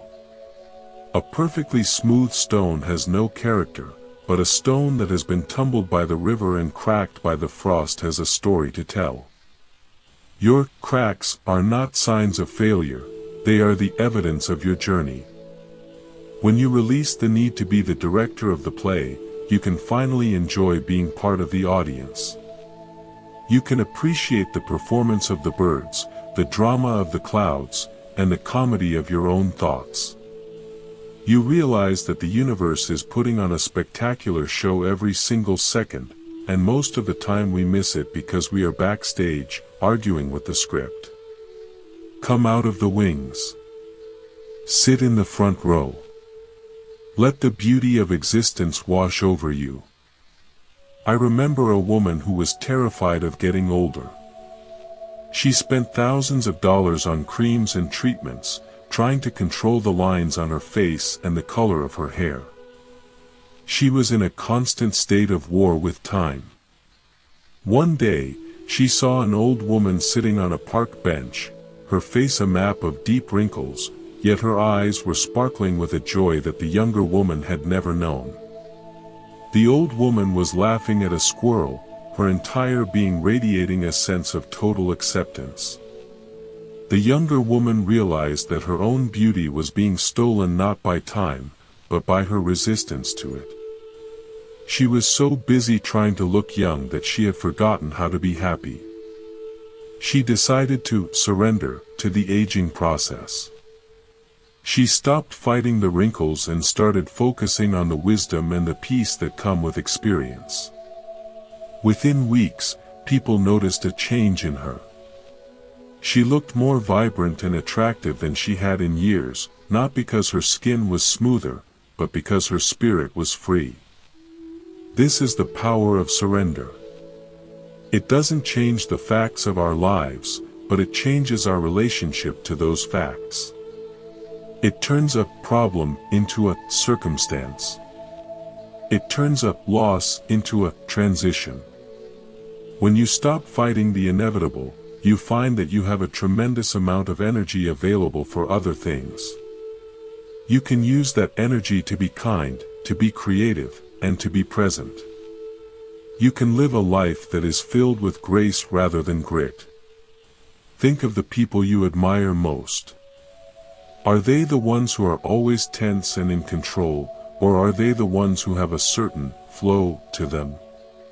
We are drawn to people who can laugh at themselves, who can admit when they are wrong, and who don't seem to have an agenda. These people are kind roots in action. They are stable and grounded, yet they move with the world. They don't need to dominate a room to be felt. Their peace is their power. You can develop this same quality.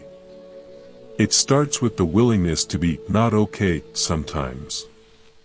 When you feel a surge of anger, or sadness, or fear, don't try to control it or push it away.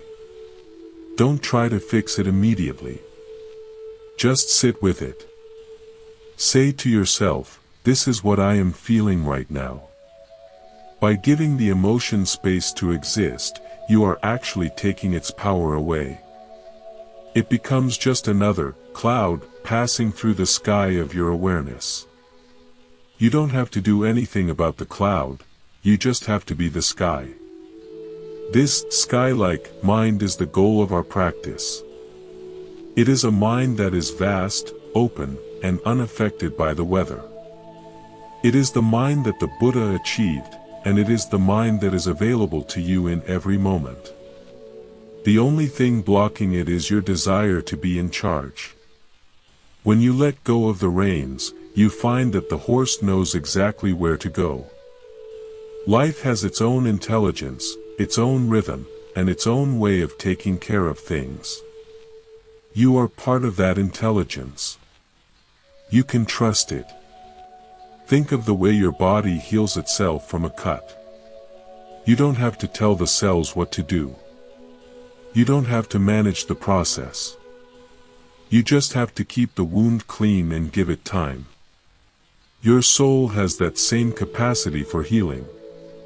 When you have been hurt or disappointed, you don't have to control your way back to happiness. You just have to keep your heart clean of bitterness and give it time. The healing happens on its own, beneath the surface of your conscious mind. Trusting this hidden process is the essence of the kind roots. It is the faith that there is a deep, quiet strength within you that is always working for your benefit. This strength is not something you have to build, it is something you have to uncover. You uncover it by letting go of the noise, the hurry, and the need to be right. You uncover it in the silence. In the ancient stories, there is a mention of a monk who was famous for his magic bowl. No matter how many people came to him for food, the bowl was always full. People thought it was a supernatural miracle, but the monk explained that the bowl was simply a reflection of his own heart. Because his heart was open and didn't try to hold on to the food, the universe kept filling it up. If he had tried to hoard the food or control who got it, the bowl would have become empty in an instant. Our lives are like that bowl. When we try to hoard our love, our time, or our resources out of a need for control, we feel empty and drained. But when we offer ourselves freely to the moment, without worrying about what we will get in return, we find that we are constantly being replenished. The universe is infinitely generous to those who live with an open hand. You will never run out of what you truly need if you are willing to let it flow through you. As you move through the next hours of your day, notice the moments of flow and the moments of friction. Friction is usually a sign that you are trying to control something that isn't yours to manage. In those moments, just take a deep breath and drop the chest of stones. Let the situation be what it is. Look for the small, quiet beauty that is always there, even in the middle of a mess. Maybe it's the way the light hits the floor, the sound of a distant bird, or the feeling of your own feet on the ground. These are the kind roots of your experience. They are the things that are always real, always present, and always supportive. When you anchor yourself in these simple truths, the storms of your life lose their ability to uproot you.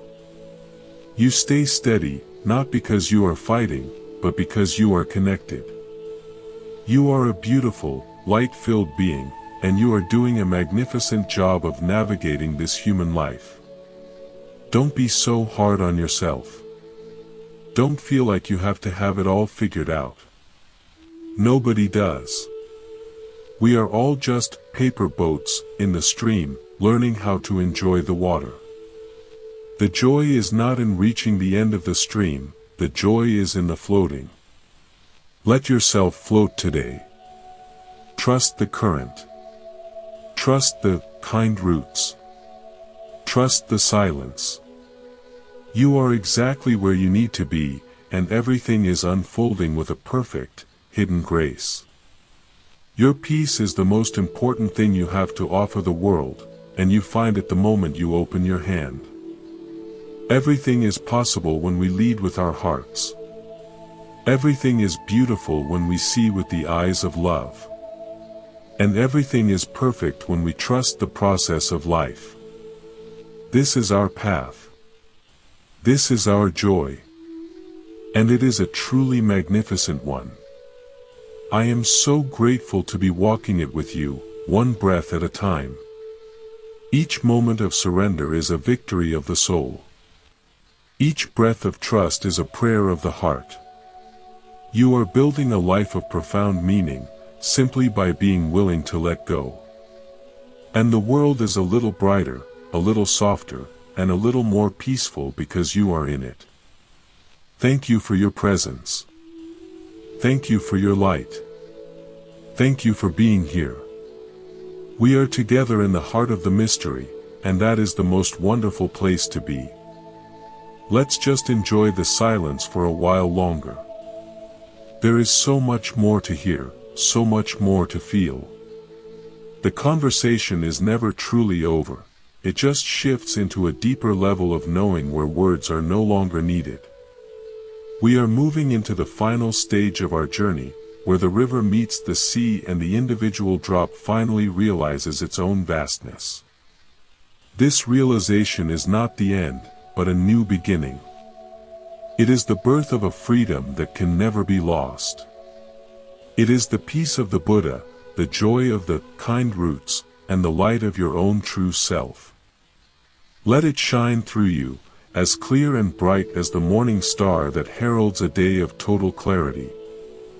There is an ancient story about a master potter who spent his entire life trying to create the perfect vase, one with lines so precise and a glaze so flawless that it would command the admiration of the world. He controlled every variable, the temperature of the kiln, the purity of the clay, and the stillness of the air. Yet, every time he opened the oven, he found some small imperfection that broke his heart. He grew old and bitter, feeling that life had cheated him of his masterpiece. One day, he gave up. He threw a lump of clay onto the wheel without a plan and let his tired hands move as they wished. He didn't check the fire or worry about the dust. When the vase came out, it was slightly crooked and the glaze had bubbled in a strange, uneven pattern. He sat it on his table, exhausted, and for the first time, he really looked at it. He saw that the bubble in the glaze looked like a tiny cloud, and the curve of the clay felt like a resting bird. It was not perfect, but it was alive. It had a soul that his controlled works never possessed. He realized that the beauty was not in the perfection he had chased, but in the space where he had finally allowed the universe to lend a hand. This is the secret of a life lived with open hands. When we stop trying to be the sole author of our destiny, we allow the great mystery to co-author it with us. We become like that potter, realizing that our mistakes and imperfections are often the very things that make our lives beautiful and meaningful. We stop fighting the bubbles in the glaze and start seeing them as clouds. We stop fighting the curves in the clay and start seeing them as wings. There is a profound silence that settles over a heart that has truly let go. It is not the silence of an empty room, but the silence of a deep forest where everything is in its right place. In this silence, you can hear the heartbeat of the world. You realize that you have never been separate from the source of all life. The boundaries you tried to maintain through control were only shadows cast by your own fear. When you step out of that fear, the shadows vanish, and you find yourself standing in a garden that has no walls. In the final years of his teaching, the Buddha was often seen simply holding a flower and smiling. He didn't always need to use words to explain the path, for the flower itself was the path. It bloomed because it was its nature to bloom. It faded because it was its nature to fade. It didn't try to be a stone, and it didn't try to live forever. It was perfectly, beautifully itself in the moment. When we let go of our need to control, we become like that flower. We find the courage to be exactly who we are, without apology and without pretense. Think of the immense relief that comes from realizing you no longer have to prove your worth to anyone, including yourself. You are worthy because you exist. You are a part of the stars, the trees, and the ancient rivers. The universe does not make mistakes, and it did not make a mistake with you. Your struggles, your joys, and even your moments of intense control are all part of the great unfolding. By acknowledging this, you bring a gentle touch to your own soul. You become your own sanctuary. As you move through the remaining hours of this day and into the mystery of tomorrow, keep the kind roots of your awareness deep in the soil of the present. When the world asks you to hurry, choose to walk at the pace of your own breath. When the world asks you to judge, choose to look with the eyes of a friend. When the world asks you to grasp, choose to open your hands. This is the highest form of practice, and it is a gift that keeps on giving, both to you and to everyone you encounter. You are a traveler who has finally found the rhythm of the road. You don't need to see the destination to know that you are moving in the right direction. Every step taken in trust is a step toward home.